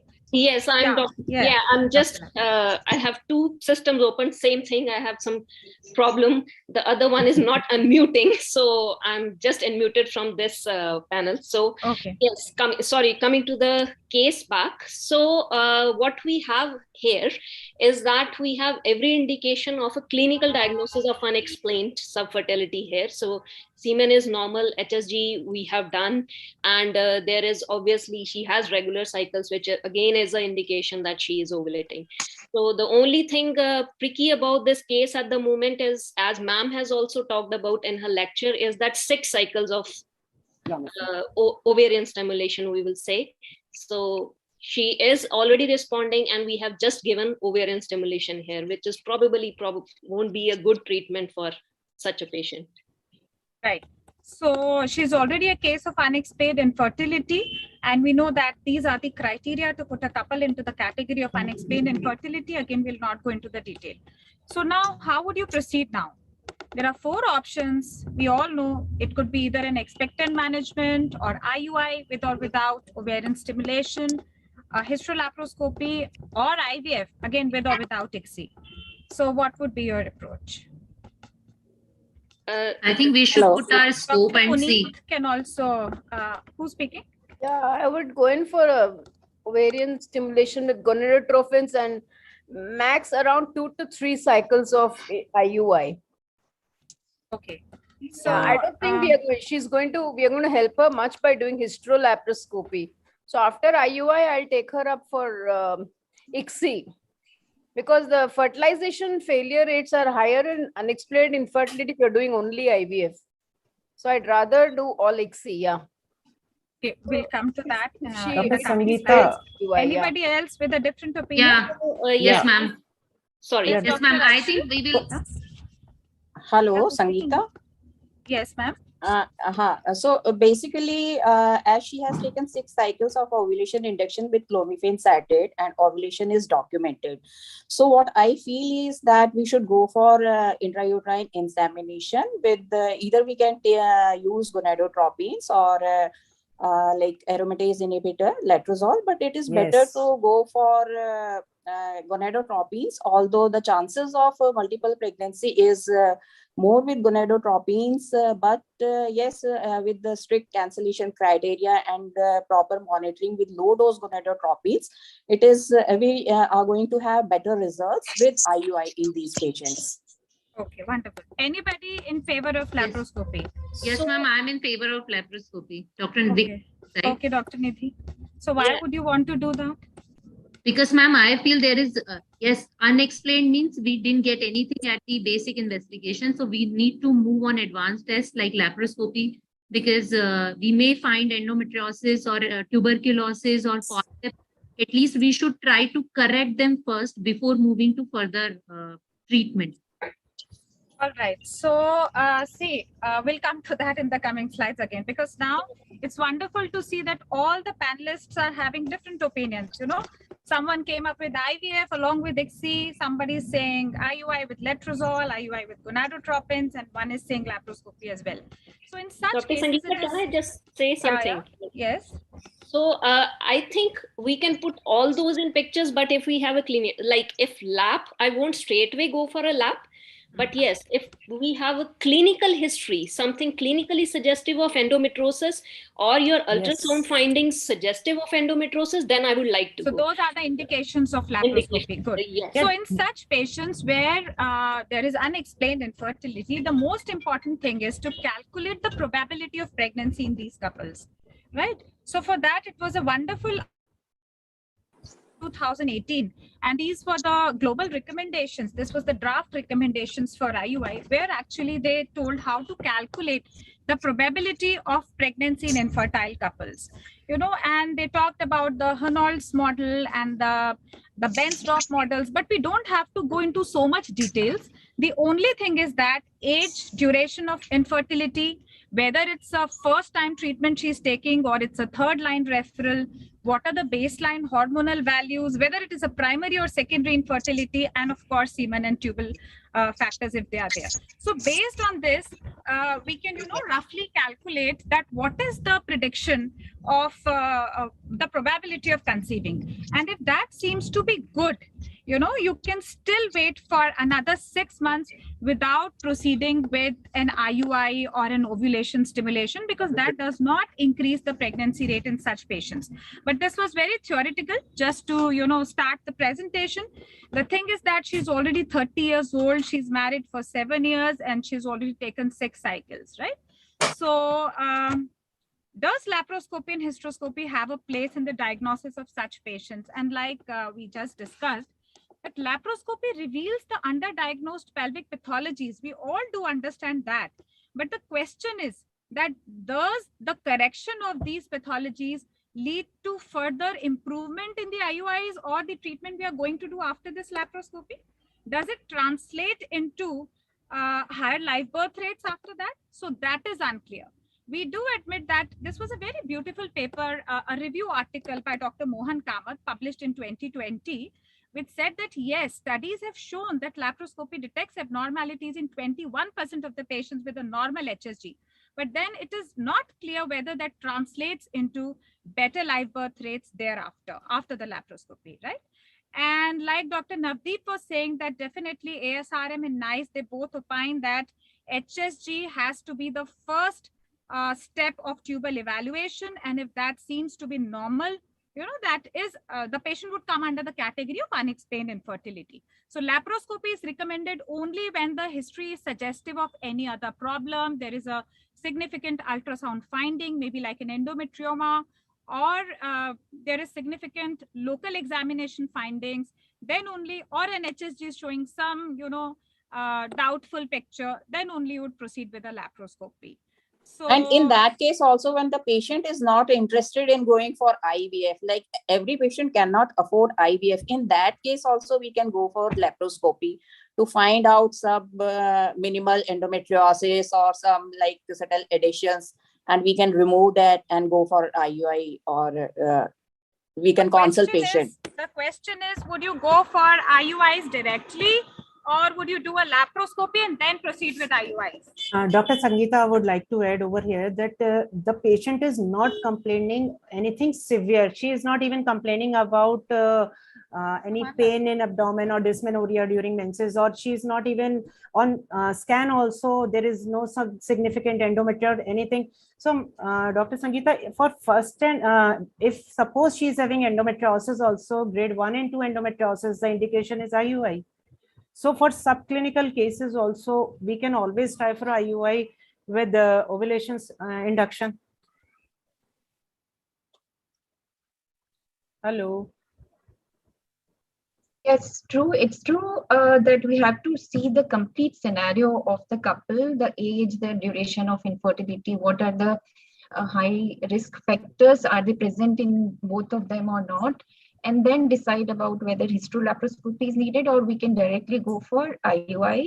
2 to 3 cycles, I think, maximum. And if they do not conceive, we should rather shift to IVF. Right. So I think this is the consensus, what our experts say. Dr. Baheti, ma'am, what would you like to add something? Hello, everybody. Now, Sangeeta, it says in the case scenario that this lady has already had hysterolaparoscopy, which showed very early endometriosis, mild endometriosis. Anyway, but as the other candidates are saying, I think she has had enough of expectant management with clomiphene. And now, because she's a young patient, she's a very good candidate to succeed. And I think she should go for IUI because this is a clear-cut diagnosis. And IUI and stimulation with gonadotropins may correct her subtle endocrinological problems there, with endometriosis. And I think she should go for at least 3 cycles of IUI before we think of IVF for ICSI. All right. So thank you so much, ma'am. Is my voice clear? Yeah. Okay. So for our audience to just have a clarity, now this was a very comprehensive review with this schematic diagram, which was published in 2022 in the Brazilian journal. And very beautifully, it said that initially you can do an expected management if the age of the patient is lesser than 30 or preferably 35 years of age, preferably 30. And there is no other risk factor. You can do an expected management, or you can also try ovulation stimulation with IUI. But if for 2 to 3 years she's not conceiving, you can move on to laparoscopy. Again, if everything seems to be normal, you can proceed with maybe a couple of more IUIs and thereafter move to IVF. So this is a very conventional type of an approach. But if you feel that there are some risk factors, like we just discussed, there is a maybe a history of any suggestive of pelvic adhesions or a surgery of appendectomy in the past, anything suggestive of PID, previous ectopic, things like that, then you would do a laparoscopy straight away. And accordingly, you will plan whether it is correctable, followed by IUIs, or it's not correctable. And if the patient is more than 35 years of age, or there is a poor ovarian reserve, preferably you would directly move on to IVF. Right. So this is what it summarizes. Now, like Dr. Neela Baheti ma'am said, similar was the picture in this case also. So hysterolaparoscopy was normal. Just there was some minimal endometriotic lesions in the POD which were ablated. Tubes were patent. So what would you suggest now after this? She has already undergone a hysterolaparoscopy somewhere. IUI. 3 cycles of IUI, letrozoles with gonadotropin, and continuously monitoring with the follicular study, and then see the results of IUI. If not conceived by 3 cycles, then definitely IVF. So, like, I would say that having a few minimal endometriotic spot won't change her diagnosis per se. So she will, even a minimal endometriosis for that sake is still an unexplained subfertility. So we don't have a separate category for minimal endometriosis. So yes, even if after this laparoscopy, she will, as she is young, of course. So I won't think directly IVF would be a good idea. She may undergo 3 to 4 cycles IUI, and then yes, of course. Because so this is so good that Dr. Navdeep brought this point that, sometimes there is a concern in mind that probably she's having minimal to mild endometriosis, or let's just put a scope to diagnose that. So you should never do a laparoscopy in an attempt to diagnose minimal to mild endometriosis, because that is not going to change your management further. But yes, if you've put a scope inside and you encounter minimal to mild endometriosis, definitely flimsy adhesions should be lysed. All the endometriotic spots should be ablated, because we know that all these small operative procedures also increase the chances of conception significantly, rather than just doing a diagnostic laparoscopy, right? So how many cycles of IUI and how would you stimulate? Anybody? I think we've already discussed that. Even ESHRE 2022 guidelines do say that ASRM stage 1 and 2, which is minimal to mild endometriosis, clinicians may perform IUI with ovarian stimulation, right?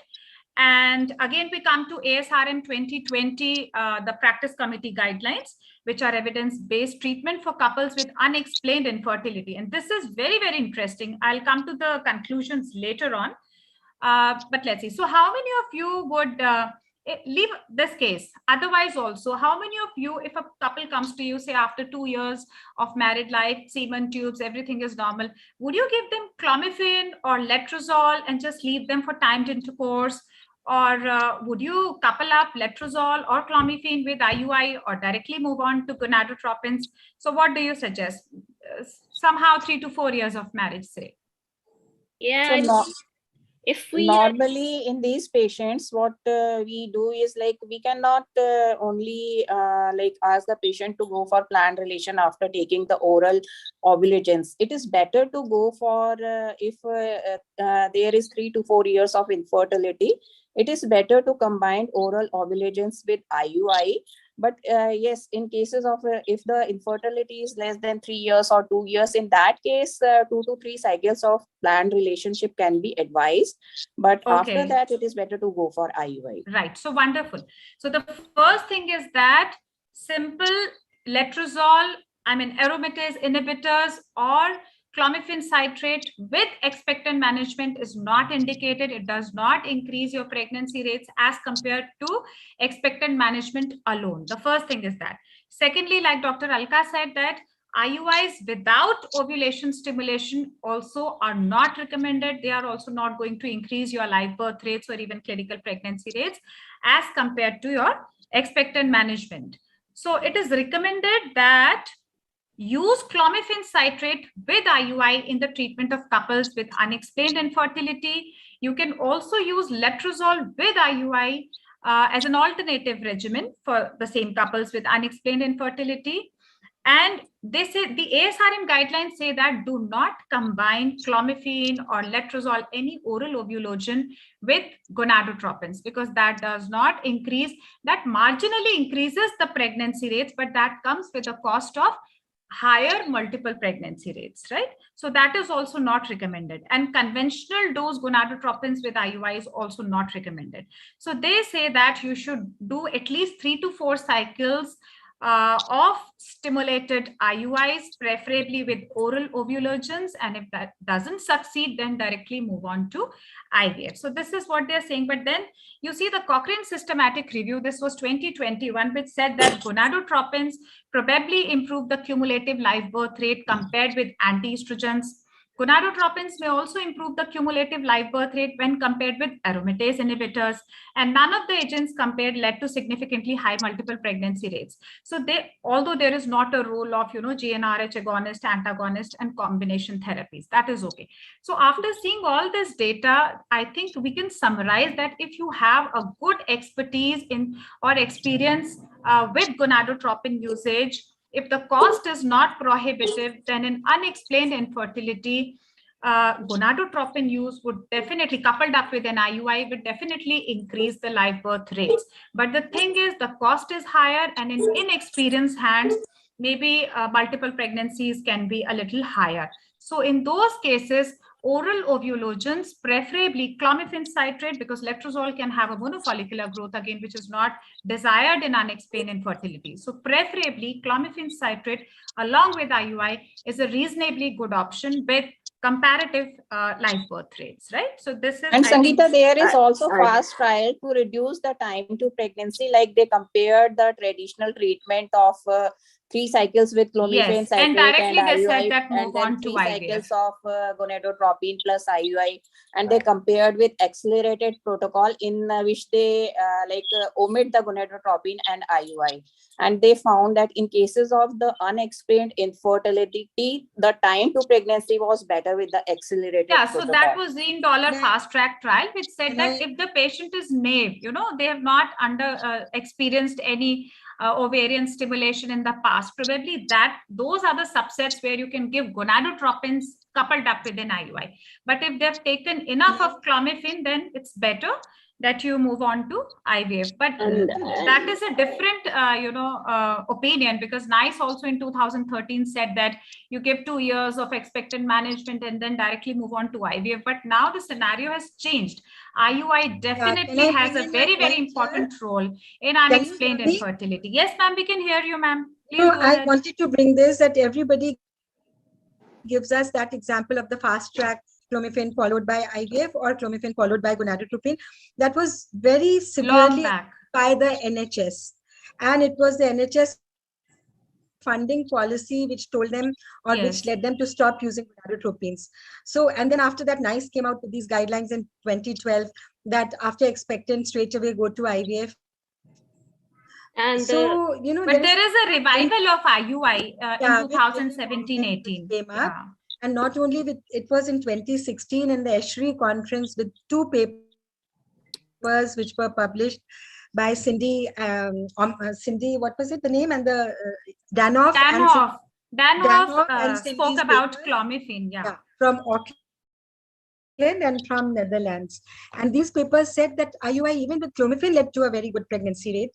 So I feel that, laparoscopy is a real invasive treatment, and just to diagnose minimal or mild endometriosis makes no sense. And as far as ruling out tuberculosis is concerned, we've done a good HSG. The tubes are okay. We've done pelvic examinations. We've done ultrasounds. There are no masses. There's nothing else inside. So just to put in a scope to see that we are missing out on a tuberculosis or endometriosis doesn't make sense. Right. Yes, laparoscopy is important. If you find ovaries are stuck, there is endometriosis, and the patient, another very important point is that if you know that your IVF pregnancy rates are low, they are still dwindling around 20%. We all in our hearts know what are IVF pregnancy rates. So if you know the IVF pregnancy rates are miserably low, and I agree with Dr. Banerjee fully, then please continue to do more IUIs, do a laparoscopy for correction, and then again resort to IUIs. But if you have good IVF pregnancy rates of 40, 50%, then I think time is that we move laparoscopy out and move straight away to IVF, especially if the patient can afford. If she can't afford, then we've got no options, neither for laparoscopy nor for IVF, because even laparoscopy in 3-tier cities like ours costs a lot.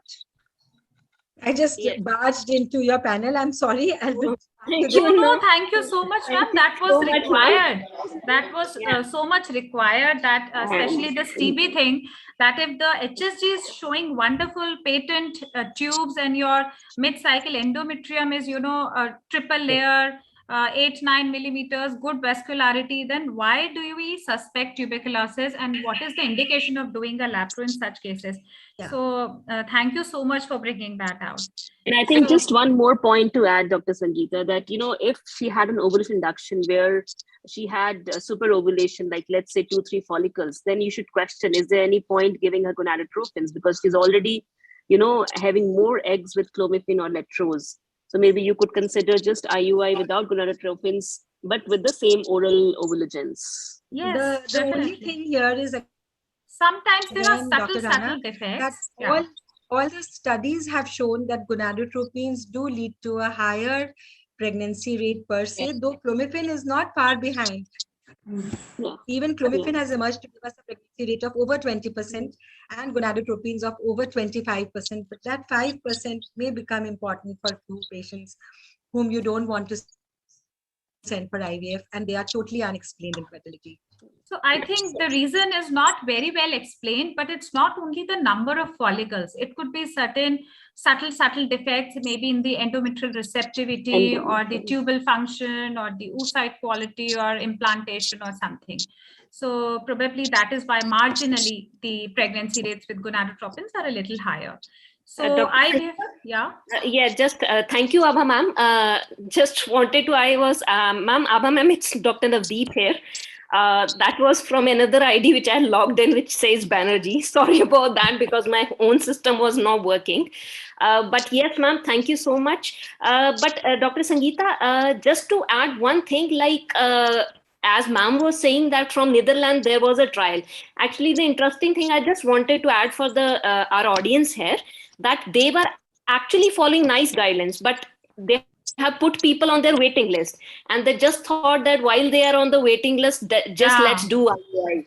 And that was the interesting thing, actually, that even on those waiting lists, they did IUIs, and they found a significant amount of pregnancies out of that. And that is how it led to, I mean, just thought to make it juicy for our own. Yeah, thank you so much for bringing that.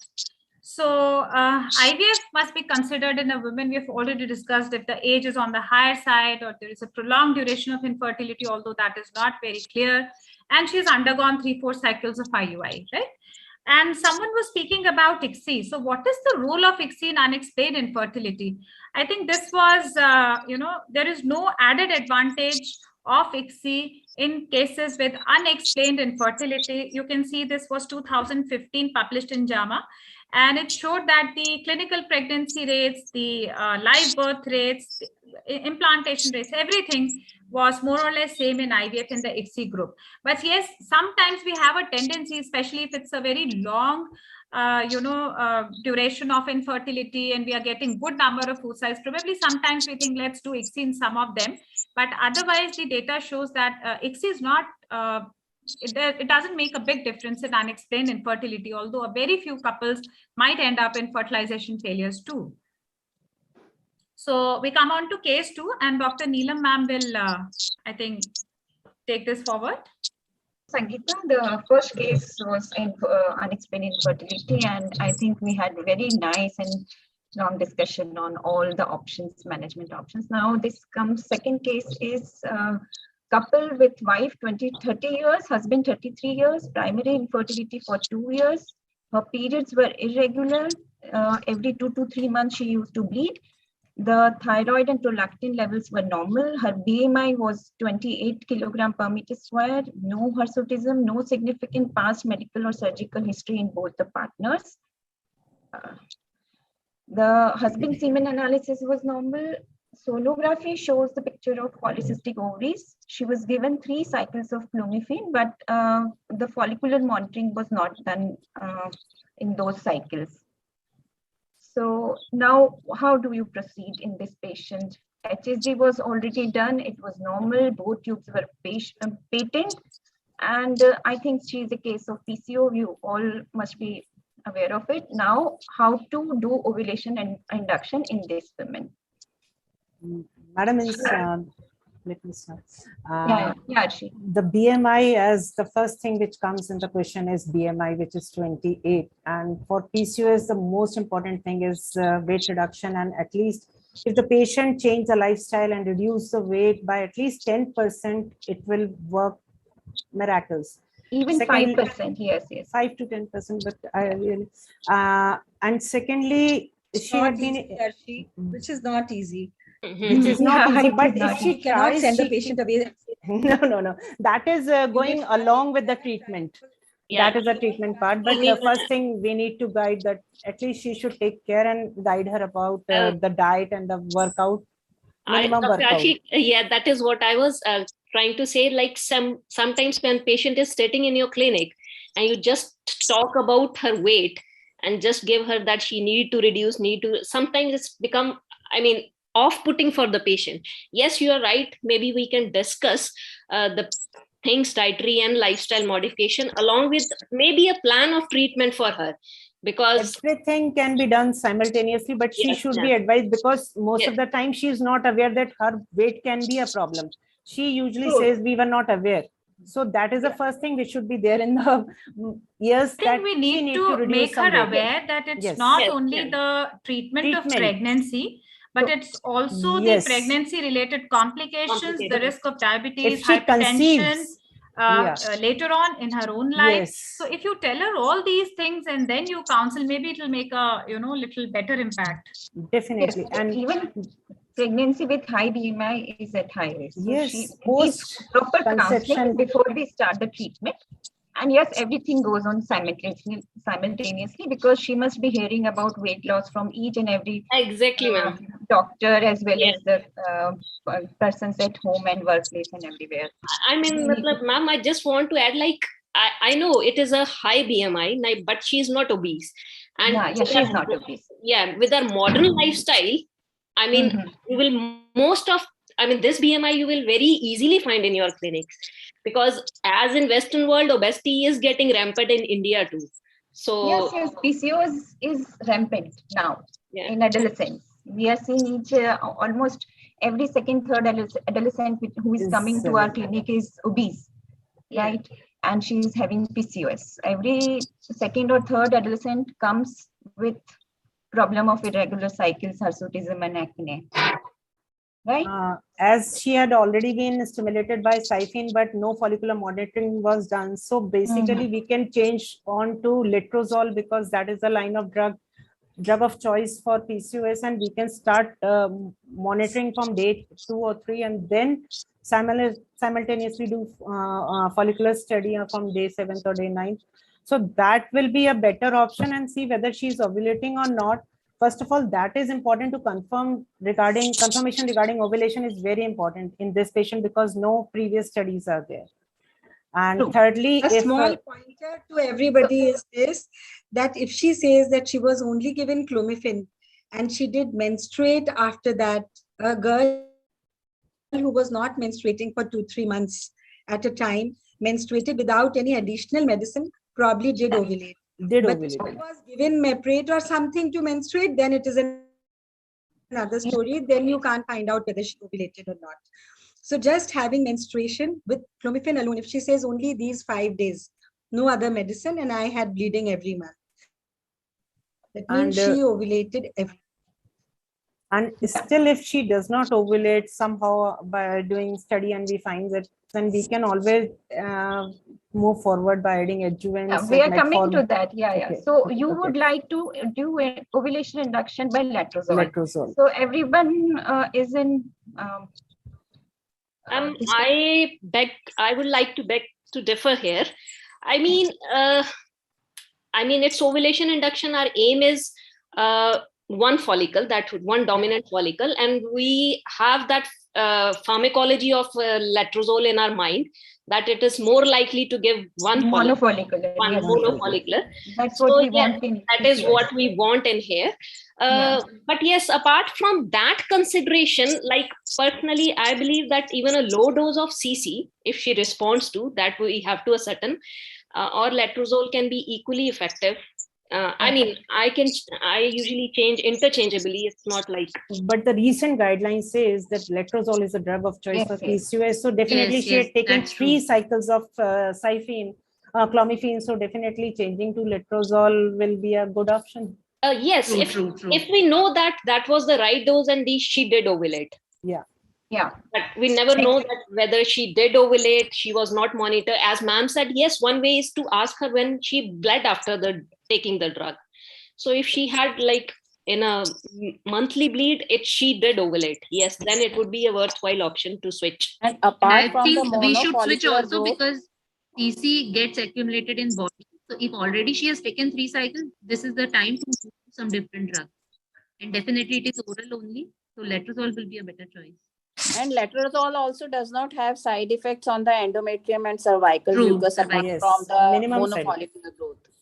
Okay. So again, I will say that, yes, that is what we all talk from pharmacology. But what the evidence doesn't really impact the pregnancy rates or clinical live birth rates. So which is. But evidence says that letrozole has better pregnancy and even clinical live birth rate in PCOS patients. Okay, there is a debate between letrozole and the panelists. Yeah, I think, ma'am, we can let it go, let it pass. I think if one doesn't work, we can move on to the other before we move on to gonadotropin. Exactly. I mean, that is my whole point, that interchangeably we can use them. They both are effective, safe, and easy to administer. And yes, with letrozole, the endometrial thickness is. Yes, as in this patient, CC was already tried, so we have to move for letrozole. Okay. So the first line of ovulation induction in this particular patient will be by oral ovulogins, whether letrozole or clomiphene.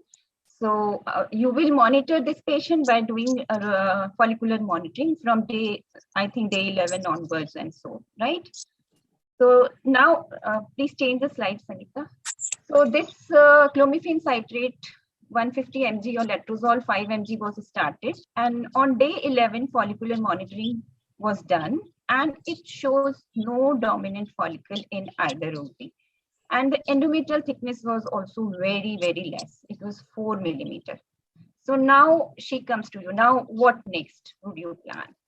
Ma'am, I'll continue my follicular monitoring because sometimes these PCOS patients get delayed growth of follicle and delayed ovulation. Till 21st day of her cycle, I'll monitor her. Okay. So she's taken it for 5 Any days other and you opinion? saw it on day 10 and nothing was there. So would you But still give her she's a something young- and No, would you she's give her a young- something and then monitor, or you would just keep I will monitoring? just monitor because she's a young overweight PCOS patient and her married life is also not so long. So we can wait. We need to confirm that she's ovulating with oral or not before adding to or jumping to gonadotropin. Any difference in opinion?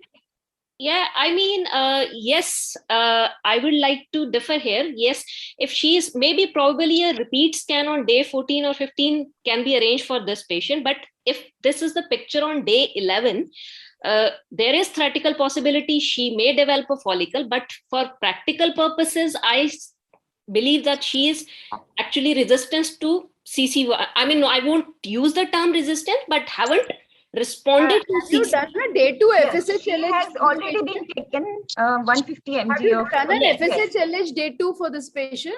No, ma'am, it was No, not it done. was not. Do you think that it should be done? Yeah. Do you think I we should would do do an LH and FSH FSH in LH. each and every cycle before starting ovulation induction in PCOS patients? In such a patient, yes, if she's resistant to clomiphene citrate. So this is again, I think, very debatable, because some people feel that, the conventional thought process is there that high LH would lead to more of resistance, which is partially and theoretically correct also. But if you see the evidence, none of them says that you get a day 2 or day 3 serum LH done before proceeding with your ovulation induction. So I think that is not Such a indicated. patient, I think it will help. And have you documented any insulin resistance? No, because that is also not indicated, Not to indicated, get serum yes. insulin and all those things done nowadays. But definitely insulin resistance could be there because she is a case of PCOS. So we know that insulin resistance could be there, but evaluating that through lab investigations, I think is not It is not recommended. Yes, it is But not GCT we can do. That is a can different do. thing. That is a different thing. You have to rule out Exactly. each and every component of But majorly metabolic serum- syndrome, including lipid profile, getting a blood pressure done, OGTT, And all blood those pressure things done. are To definitely. work up this patient before. I mean, these all things are necessary for that lady's health, general health. Yeah, but not for Yes, ovulation not for induction. this We are cycle per focusing se. on ovulation induction. Yes, Yeah, it is not recommended to do serum insulin for the evaluation of PCOS patient. It is not recommended. So our treatment doesn't base upon the serum insulin levels, right? So with, these are the major factors responsible: insulin resistance, hyperandrogenemia, and obesity, which lead to clomiphene resistance. This was in Cochrane 2009. So now we come to the CC resistance. Suppose this patient had 3 cycles of clomiphene citrate or letrozole and she did not ovulate with these medicines. So now what? How would you proceed with ovulation induction in this particular patient? Is there any role of So if she has not ovulated after 3 cycles of clomiphene citrate, we can change the drugs. We can switch to the aromatase inhibitor, letrozole. Or we can the clomiphene citrate also can be used for a longer duration. In although the higher doses has been used like 150 for 5 days, but for a 100 milligram for a longer duration like 10 days, we can give to these patients and see if she is responding or not.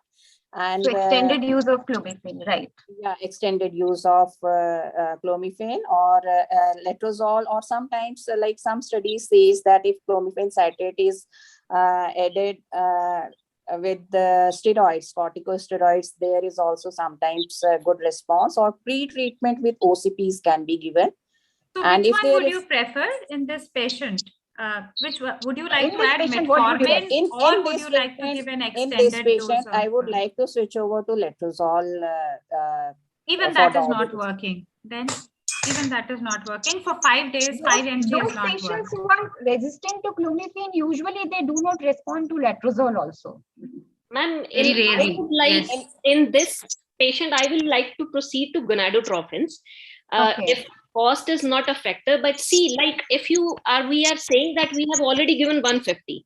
If we are given 150 extended use of 150 cc, then at a point you will be worrying about the maximum dose you can use of cc, and the side effects of cc will come into play as well. So already the daily dose is 150. So I won't personally prefer extended use. Yes, as you said, ma'am, Neela ma'am, there is high probability she might will not respond on letrozole giving. She hasn't responded on clomiphene. Yeah. Yes, yes. Any role of metformin? Do you usually give metformin to those patients who do not respond Ma'am, to in clomiphene?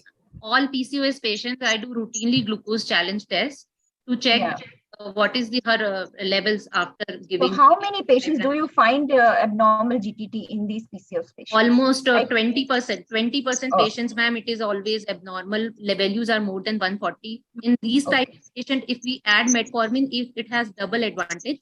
One is it reduces insulin, it increases insulin sensitivity, and second is if we are moving to gonadotropins, chances of hyperstimulation also will be less. So I always do GCT in all PCOS patients. This is the routine test for me. And if it's high, I add metformin. Whether she's lean PCO or whether she's obese PCO. I mean, obviously obese.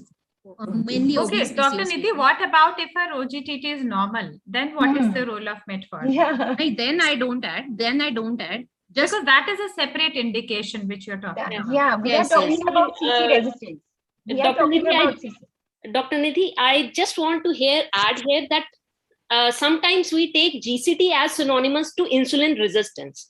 Yeah. So, I mean, documented insulin resistance is something else than what is GCT. GCT is you are creating an overload and then you are measuring. Why are you creating overload and then measuring? Patient is not going into an overload in that non-pregnant state. But yes, definitely that would tell you about some form of beta cell dysfunction. Yeah. It will will tell you about some level of because impaired glucose tolerance is also, it seems to be a precursor of later on type 2. Yeah. But if we have to give, why not we directly check for insulin resistance? No, because even if a patient, that is not evidence based. OGTT is definitely the investigation which you would do to check for any glucose intolerance rather than measuring the serum insulin levels. Exactly. That is my whole point here, Dr. Sangeeta, ki if we are looking, intolerance, that patient, we all know that if one of the chronic effect of PCOS is landing into type 2 diabetes. So that is why we usually advise our patient for an annual fasting blood sugar. So what you are trying to say is that insulin resistance cannot be measured by OGTT. This you are trying to say. Yes. That is a separate thing and this is a separate thing. No, I won't say that directly is implicated. Yes, loosely that point. So if, I'm metformin, I will use for obese patient for that. And if you have done test for insulin resistance, per se, that is high. So that is probably for me the indication of metformin. She is obese now. 28 is okay. There's an indication to start with. Yeah, overweight. But in that overweight. case, Yes. yeah, overweight. Overweight. We can start. But in the right use overweight for also metformin. we can start metformin because irregular sometimes there is spontaneous ovulation and might get pregnant spontaneously. So there is no harm in using metformin if she is overweight. Even if she is not having insulin resistance. There are papers which say that you can start with metformin associated with your induction protocols, and that does work so many times. Yes. And sometimes it also increases the sensitivity to oral ovulations. Yeah. Definitely. Yes. Can anybody summarize the indications of metformin in cases of PCOS and infertility?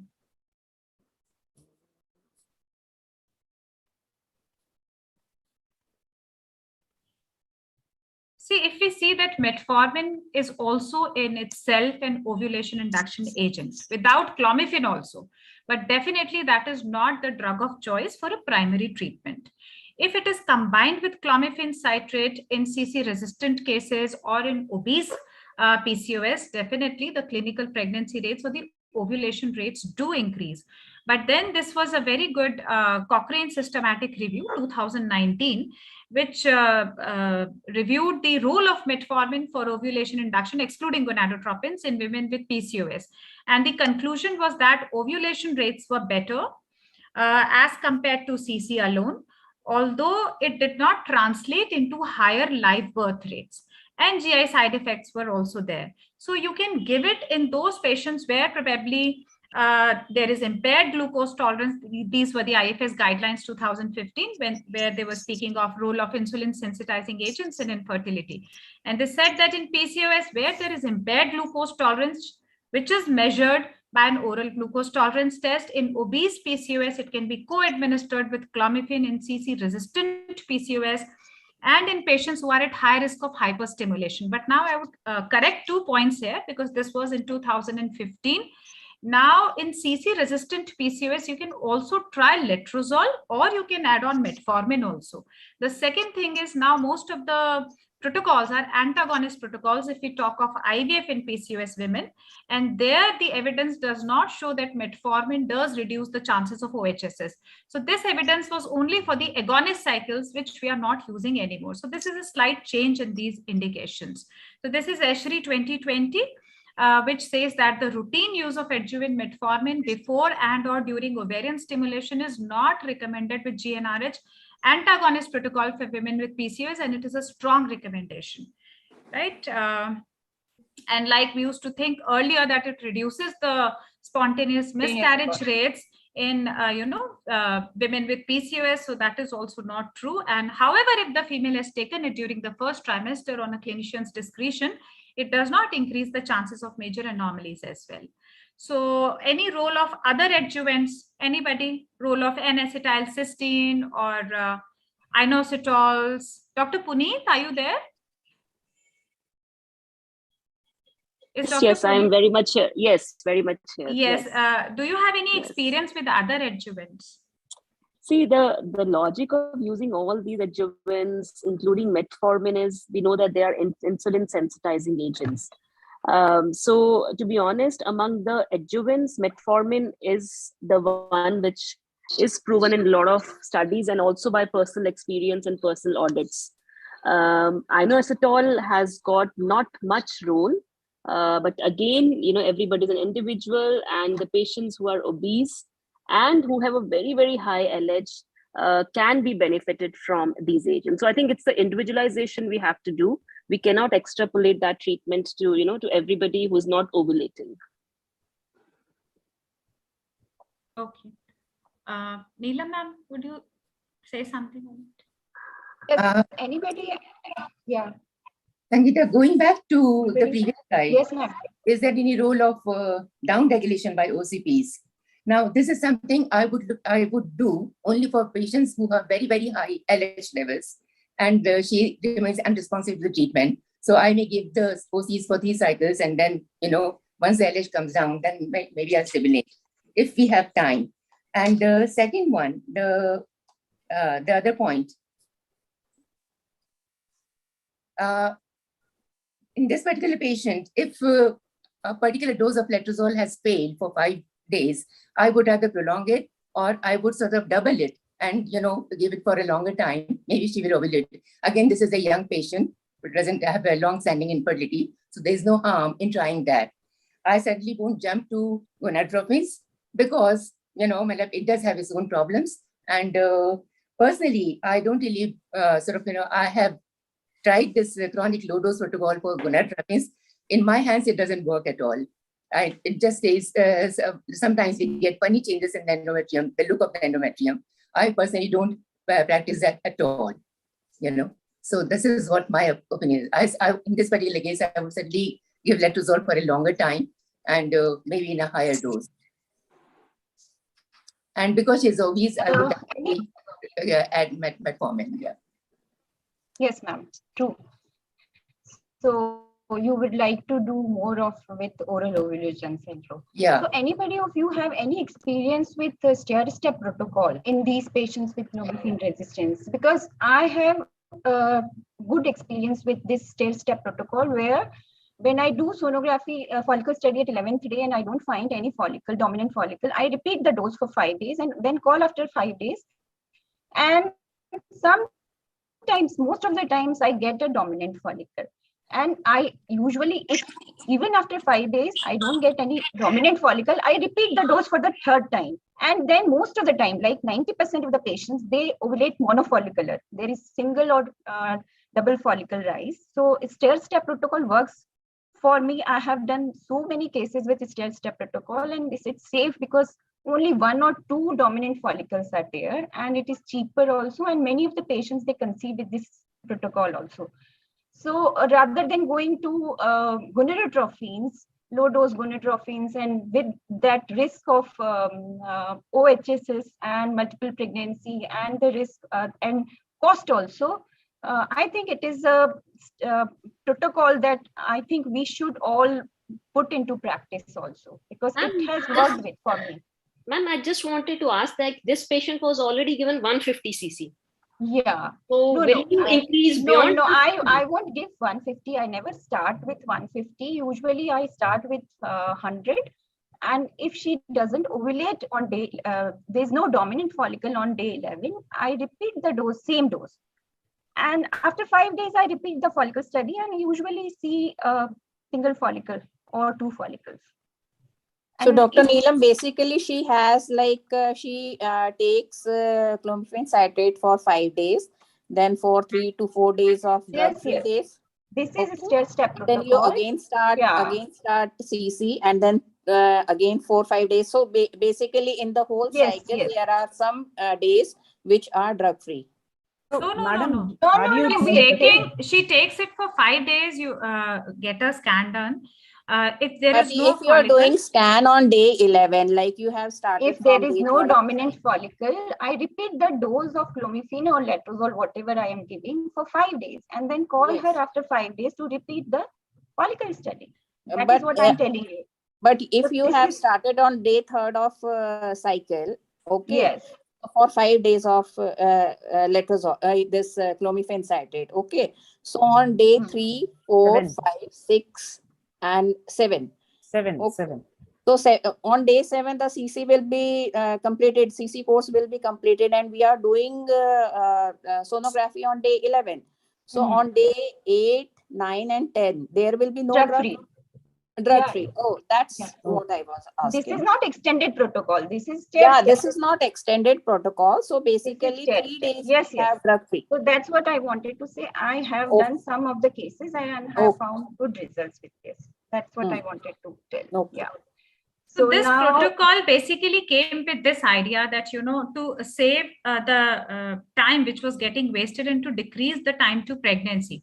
Because every time what was happening, like we left that question actually, and we started, dwindling with all these alternative things. The patient had taken a drug, and on day 11, still there was no follicle more than 10-12 mm, and the ET was only 4 mm. So now what? That was the question, right? So there, in such patients, you forget 150, probably it was 100 or something. You also leave apart the 2-3 cycles which she had taken. So simply you can have a patient where you have given the CC 100 and you called her on day 11, and there was nothing, no follicle had come up to the size of 10 to 12. So then what would you do? So rather than saying that it is a resistant cycle and giving her withdrawal, someone is having, can you mute yourself, please? Whoever is having that noise in the background. I think it's Kuldeep, Mr. Kuldeep Arya. He has muted himself now. Okay, good. So there, without wasting time, this stair-step protocol came that without giving a progestin withdrawal, you can increase the dose and keep on giving the same drug in the same cycle. So this was a recent paper published in Journal of Obstetrics and Gynecology Research 2021, which compared the efficacy of letrozole stair-step protocol with clomiphene citrate stair-step protocol in the management of 150 mg resistant CC cases, right? And they found that the ovulation rates, the clinical pregnancy rates, and the live birth rates were significantly better with the letrozole protocol as compared to the CC, and with an additional shorter time to ovulation and pregnancy. And detrimental side effects were not there, and multiple pregnancy were 2 in the CC group and none in the letrozole group. So this is also an approach maybe which can be tried, although it is not approved. But before moving on to gonadotropins, especially if the cost is prohibitive and the physician is inexperienced with gonadotropins, it is better to try such protocols. Otherwise, definitely we know that in CC resistance or a failure of oral ovulations, you have 2 methods. Either you do a laparoscopic ovarian drilling or you move on to gonadotropins. Both have their pros and cons, which we would discuss now. So what would be the choice of your, how would you discuss? Anybody? Yes, ma'am. We have to do it fast because yes, ma'am. Yes. Okay, so I think we should. So for our audience, I would like to say that if you choose to go ahead with gonadotropins, please remember they have a very narrow therapeutic range. Monitoring is very, very important. Cost and availability, of course, is an issue. And you should strictly adhere to your cycle cancellation policy. So if there are more than 2 dominant follicles, cancel the cycle. Otherwise, it can result into a multiple pregnancy. And if there are much more follicles, probably it could lead to OHSS also. So this is again a 2019 Cochrane review about the role of gonadotropins in PCOS. And it says that there is no difference whether you give urinary HMG or FSH for ovulation induction. But definitely see the last line. In patients with clomiphene citrate failure, gonadotropin resulted in more live birth rates than continued CC without increasing multiple pregnancies. So definitely it is the drug of choice in CC resistance, but in some cases we can use extended things with oral ovulations. Yes. So in short, yes, about continue. Fast forward, we'll do it because time is less. So ovarian drilling, main indications, yes. So ovarian drilling is the last option we do. Everybody agrees with me that this is the procedure we do. If we are happening to do laparoscopy for any other reason, we will do laparoscopic ovarian drilling. And there is no role of repeated LOS, and predictors of success are LH levels more than 10, normal BMI, and shorter duration of infertility. Now, this patient has not ovulated, or she ovulated but she didn't conceive. We tried 4 to 5 cycles, she ovulated but she didn't conceive. So now what next would you like to do?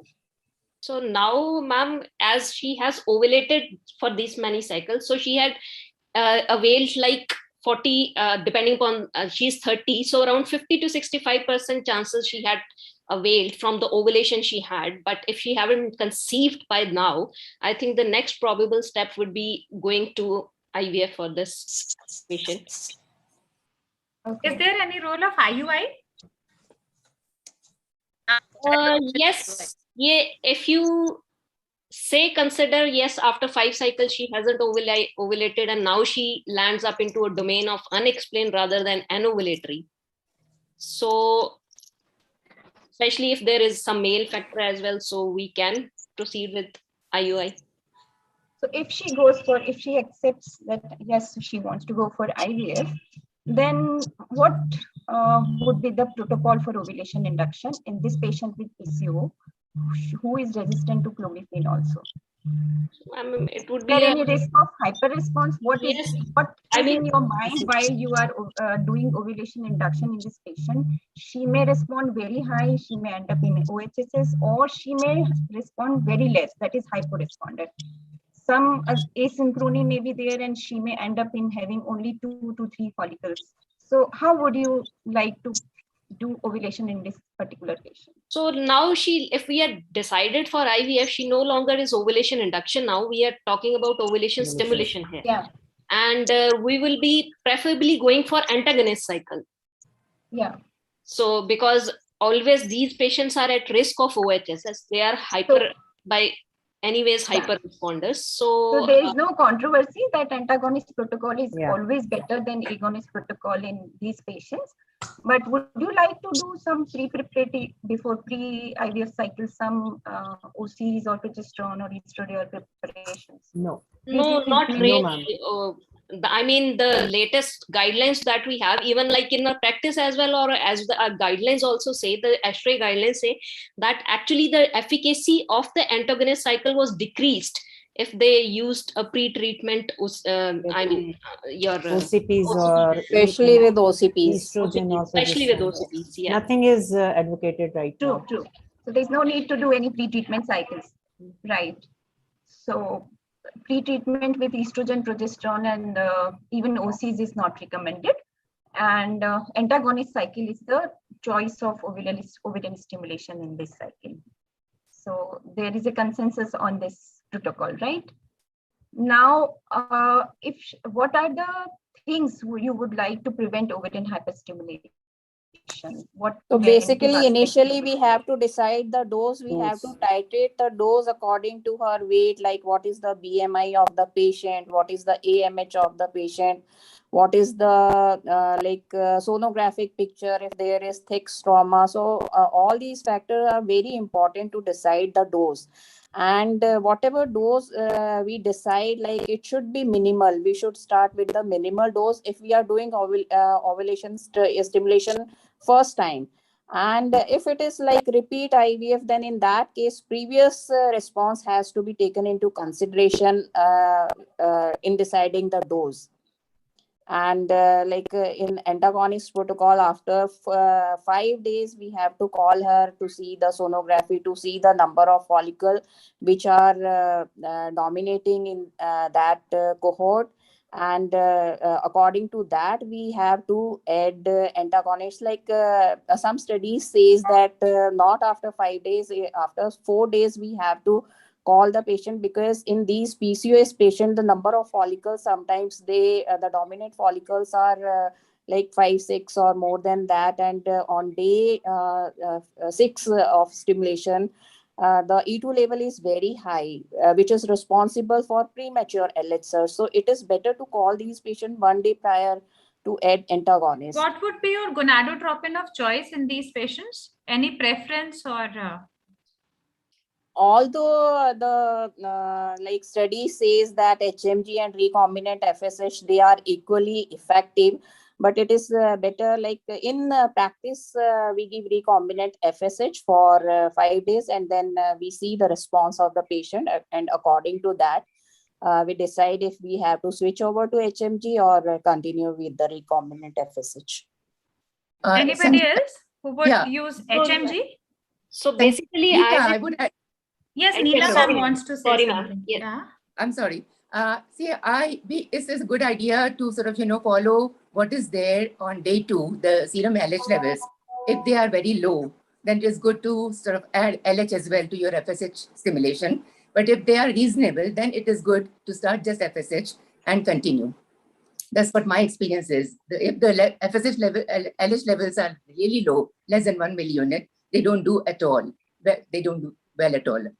So that is true, what ma'am said, that if the LH levels are very, very low, less than 1.2 or something, but that would be rare in cases of PCOS. But otherwise also what ma'am is trying to say is that that is one indication where the hypothalamo-pituitary ovarian axis is oversuppressed. There, those patients need some LH from the very beginning. But but if we talk of PCOS, the evidence does say that irrespective of LH, not very lower, we are not talking of the lower. If it is on the higher side, be it normal or high, you can give either of the recombinant FSH or HMG. But definitely if it's very, very low, then HMG would be required in some patients. Dr. Sangeeta, I would say that in a PCO case, I will put it to age, I suppose. A young PCO, I will probably use. So that is a different criteria, very well taken. More than 35, you would give HMG, and lesser maybe recombinant, is it? Yeah. Okay. Yeah, true. So, ma'am, would you like to, Neelam ma'am? Yes. Yeah, true. This is true. Now this patient you have given ovulation stimulation, and now you see after 5 days you do a sonography and you see that only 3 to 4 follicles have grown, and otherwise other follicles are dormant and they are not growing. So now what? See, it is always, we now have these dose meters, which guide us according to the dose to be given. And they consider LH, they consider AMH, AFC, and the age of the patient. Right? If you're going by that and we're giving the correct dose, and in spite of that, she's not responding, yeah, she does belong to this hypo-responder category. And it's no good increasing the stimulation dose then. It's good to sort of stop the cycle and stimulate her with a better dose the next cycle. But sometimes even after next cycle also, some of the people, they don't respond. Maybe some polymorphism. Receptor polymorphism is seen with few gonadotropins, and usually it is the number of oocyte you expected after stimulating the patient, the initial number and the final number you got out of this stimulation, that is low and you are not satisfied, and that is FORT. This is a low follicular output rate, which is usually seen in few patients, and obviously in our practice we are saying the number initial and the final which we are getting. So that is mainly somewhere due to receptor polymorphism and other factors also. And here the thing is follicle to oocyte ratio is too less, and that comes under hyporesponse of the patient. So poor responder is a different issue, and hyporesponse is another issue. And sometimes the doses, hyporesponse might be due to some other factors like internal environment of the cells, like a few things like benzene and few other things are there, which are there in the follicle oocytes, and they too trouble. And sometimes oxidative stresses are also responsible for this hyporesponses. These are few. And sometimes the dose which we have decided, like according to BMI and age, underdosing. This is not adequate to this is below the FSH threshold. Then in that case, we have to increase the dose in next cycle. Yes. Any role of recombinant FSH, recombinant rather than urinary? I think, is there any role of changing urinary to recombinant? So the reasons can be either a low dose of gonadotropin, like Dr. Alka said, which you've started, or a FSH, LH, receptor polymorphism or LH variant, or it could be an asynchronous cohort from the very beginning, or some technical issues in taking the gonadotropins or the trigger. So this is where the reserve was good. The patient's age was younger, but still very less number of oocytes were there, or number of developing follicles were lesser. So you would correct according to what etiologies we have just discussed. You can give it either a recombinant FSH to be sure that if you're giving 150 HMG, it could be lesser also, like Dr. Abha ma'am mentioned in her talk. So if you want to be sure that we are giving 150 and it is 150, you move on to recombinant if you've given urinary in the previous cycle, or you increase the dose of FSH, or you can use recombinant LH supplementation, especially in the cases where you are suspecting LH variant or receptor polymorphisms.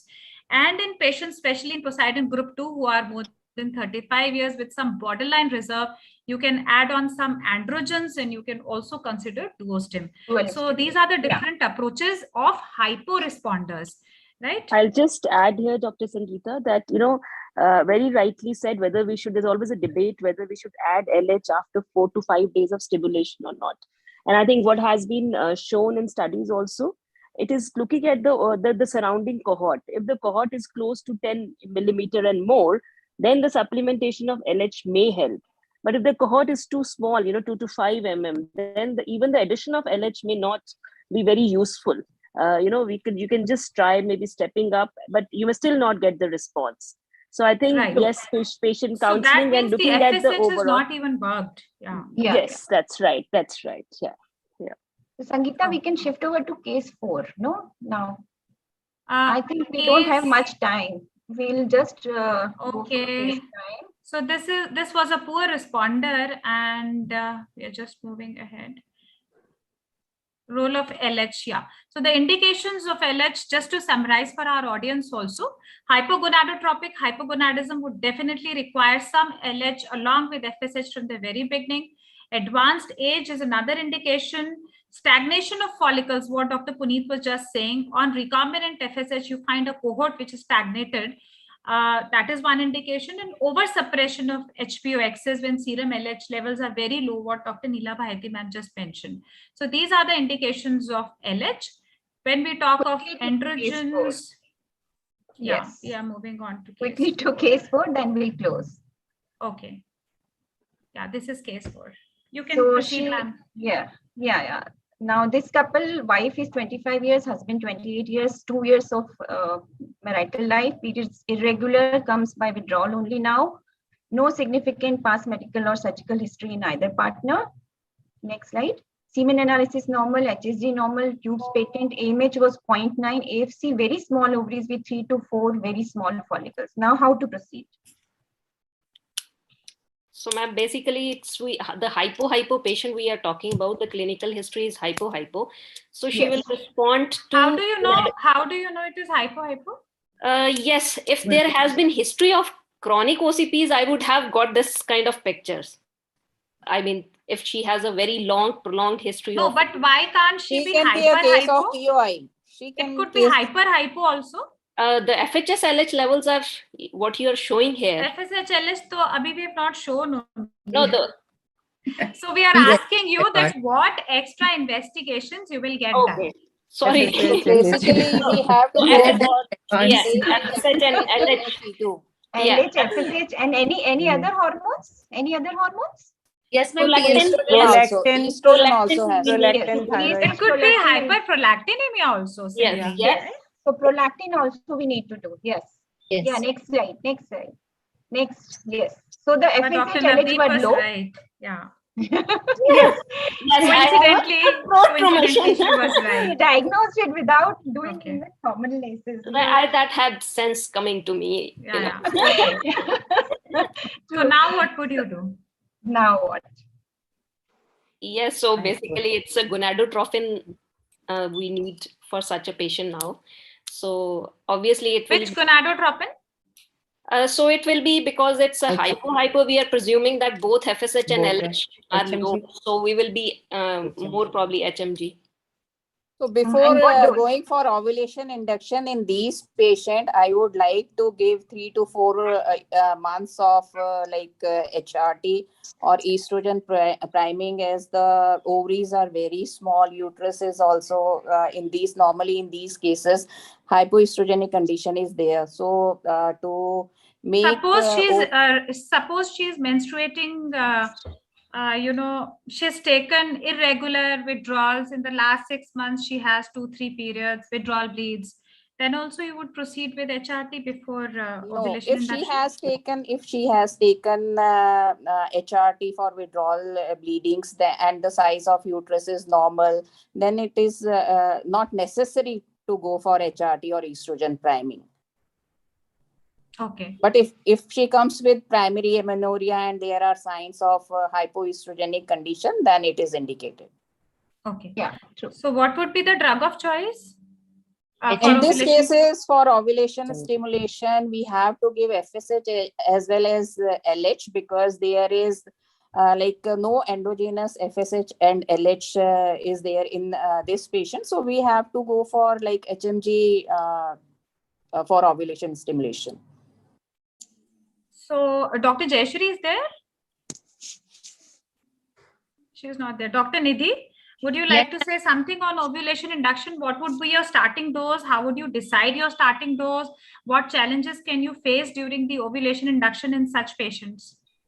Yes, ma'am, my starting dose will be 150, but many a times these patients takes long time to, ovulate. They may need higher doses. And when we do higher dosages, they may go into hyperstimulation also. There is also a chance. Sometimes they take 20-25 days for stimulation. But I will go with the lower dose. But for me, in this case, lower dose also will be 150 only. But slowly, 7 days. We had one patient who came to us. The antral follicle. I'm just sharing one interesting case. The antral follicle count was 3 to 4, or maybe 4 to 5 in each ovary. And she was given 150 IU and she was called after 6-7 days. And when she was called, she already had 4 to 5 follicles of 15, 16 millimeters. So then, you know, her AMH was done, which was something like 4.2 or something nanograms per ml. So we actually reported this case also, very rare cases, but basically they might be having PCOS, but because of the hypothalamo-pituitary ovarian axis, which is not functioning, some follicles have not come into the stage of antral follicle and they are not being seen on an ultrasound. But the moment you start stimulating them, they would come up. So that is also a thing where probably doses lesser than 150 might be required in the subsequent cycles. So but basically, yes, usually they are 150. In these patients, we have to take AMH also into consideration before deciding the dose, because it has been seen that in hypo patient, the AMH varies a lot. Like you said that it was 4.5 in your patient. Sometimes it is 0.9 or less than that. It could be very less also. And maybe it can increase with time if you start stimulating. Because it depends on where your follicles are arrested, at which stage they are, most of them. Exactly. So there is no role of GnRH analogs. That is one very important thing. Trigger will always be HCG. GnRH agonist trigger is there not is no going to role work of agonist trigger in these So patients. for our audience, please, if you encounter such patients, there is no role of GnRH analog triggers, right? Either cancel the cycle or shift her to IVF. And no, we don't have to go for long protocol or antag to suppress No role of GnRH analogs, even if you are moving on to IVF. Suppose this patient had high prolactin, like 200 or some nanogram per ml or so, and she has amenorrhea. So now this patient has come to you with high prolactin and amenorrhea. Now, how would you proceed? Any one of you? Ma'am, I may think about microprolactinemia. So basically, you have to correct the prolactin levels before starting the ovulation induction, because sometimes it might be this hypo condition is due to hyperprolactinemia, and if it is corrected, then there is no need of ovulation induction and IVF or IUI in these patients. Any role of MRI before doing ovulation? Yes. Because the prolactin level is more than 200, as you said, then we have to go for MRI. Rather than, I think, levels, I mean, 200 are high, but not that kind of high. But yes, with clinical features, if she has, then definitely she warrants MRI.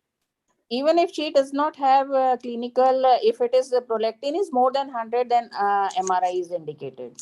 So does anybody recommend MRI even with normal serum prolactin levels, considering that she's a case of hypogonadotropic hypogonadism? No. And Yes, there can be other etiologies as well related if to there maybe is some... any clinical symptom, yes. If there are any clinical symptoms of like vision defects or any headache or any pressure yes, in system, that then case we have to go for. Yes. So MRIs can be indicated even if other symptoms are there and even if prolactin levels are normal. Okay, yes. I think we have done with this. Any Sangeeta, comments from Dr. do a comment? Yes, ma'am. Yes, ma'am.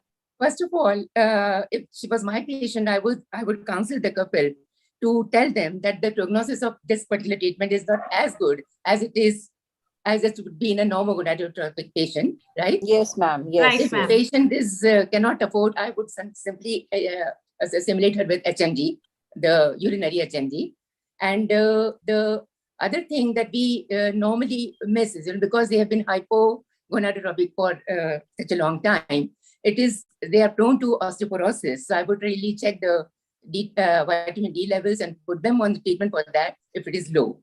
That is one adjuvant treatment I would definitely do in these particular cases. Yes, ma'am. Yes. Very important. Thank you, ma'am, for bringing that up. Thank you. Anything else from our experts? For this kind of hypo. So the questions are there now. Some of them have already been answered during this panel discussion. Yes. There was a question from Dr. Garima, which says, how do you label CC failure or resistance? 150, 3 cycles or 6 cycles? I think you have already 3 cycles. Yeah. 3 cycles. Then there is a question by Dr. Sapna Kaswan. about long regime of letrozole. That also Neelam has answered. How do you do a long regime of letrozole? Long You give regime. 2.5 after 5. You see on day 11, if there is nothing, you give her 5. Then again, if there is nothing, you give 7.5. Stair-step protocol, Yeah. but long regime, they continuously is given. You continuously give 2.5, yeah. 2.5 for 10 days. Then Dr. Sushma wants to know if LH is more than 12, how to induce. This has already been answered by Dr. Neelam by down regulating the cycles by oral contraceptives or by this thing or by GnRH agonist. I think straight away also one can move on because if you give a GnRH agonist, now we are talking about IVF cycles, right? But most of the patients who have to undergo ovulation induction would also have high serum LH levels, where we would not give any analog. So probably we can directly start with antagonist. Yes. Then Dr. Monica wants to know, what if the follicle develops at day 9 only? We have spoken about long cycles. What if the ovulation is on day 9 or day 8 or day 10? How should we go about it? Anybody from the panel? You mean structure of the follicle? Is that what you mean? Yeah. The follicle is ready on day 9. Yes. It shows low ovarian reserve. The patient is having low AMH or antral count might be low, and she must be a poor responder. Or you can delay the start of the ovarian stimulation, Instead of starting on 2nd or 3rd day, start it as late as 5th day. Maybe that will help. Ma'am, sometimes CC does that because it causes early LH rise. So because CC does that, you can change the drug to letrozole if you have, or sometimes, as ma'am said, we can delay the drug, the start of the drug. But yes, this is probably a subtle response of that patient that she is depicting a decrease in the ovarian reserve. So what will be the precautions that you take for such patients in the next cycle? Suppose she doesn't conceive. Now, what precautions or how do you manage the luteal phase? We need to start early follicular monitoring because it is not necessary that a patient is ovulating on day 9. She may conceive on day 9 also if she has ovulated. So we can start early follicular monitoring and good progesterone support. I would add one thing. Basically, before taking any patient, one should always go for one natural cycle monitoring. That can give a lot of idea about the cycle, what the patient trends is. That might help. Okay, thank you, Dr. Arshi. Then there is another question. Of course, this has also been answered. How to control premature LH surge in IUI? Dr. Abha has also answered, but how do you control premature LH surge in IUI or natural cycles? Usually it would not be there. Why would a premature? Very rarely it would be there. Why we are actually, as Dr. Abha said, that there is no. Why would we monitor even? Why will we monitor either? Okay, then Dr. Fauzia wants to, know the regime you prefer for PCOD. For what? Ovulation induction or? What is the regime that has been covered, right? Yeah. That has been covered. Then there is another question by Dr. Khan. It's not very clear. It says that HSG shows patent tubes, but on laparoscopy, the CPT is negative or one tube is negative. What was the time duration? That is important between HSG and laparoscopy. Yes, and if they were done within a short interval, I think if HSG is showing, I would go so it's the other way. Other way. Sometimes it is the other way. Yes. And sometimes dye is not injected. Madam, HSG catheter is used in that. HSG is something to see. Most of the time it is not used directly. Cannula is inserted and done. So in that case, the dye has not passed, the pressure is not created, and no, that is the other way around. That HSG is showing. The question is very confusing. I don't know if the HSG is positive. Why did we go for laparoscopy? Because so HSG is saying patent and it's the other way. Normally, there might be an interval. Maybe for unexplained infertility they did, or maybe HSG was done long back. Yeah, maybe that might be. So Dr. Khan, I hope Dr. Khan has got the And might be answers. in laparoscopy, the pump is not used. Okay. I think we Adequate are done with pressure. our panel.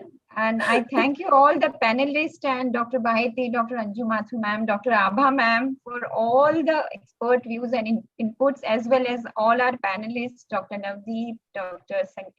Arshi, Dr. Nidhi, Dr. Jayashri, and Dr. Alka and Dr. Punita.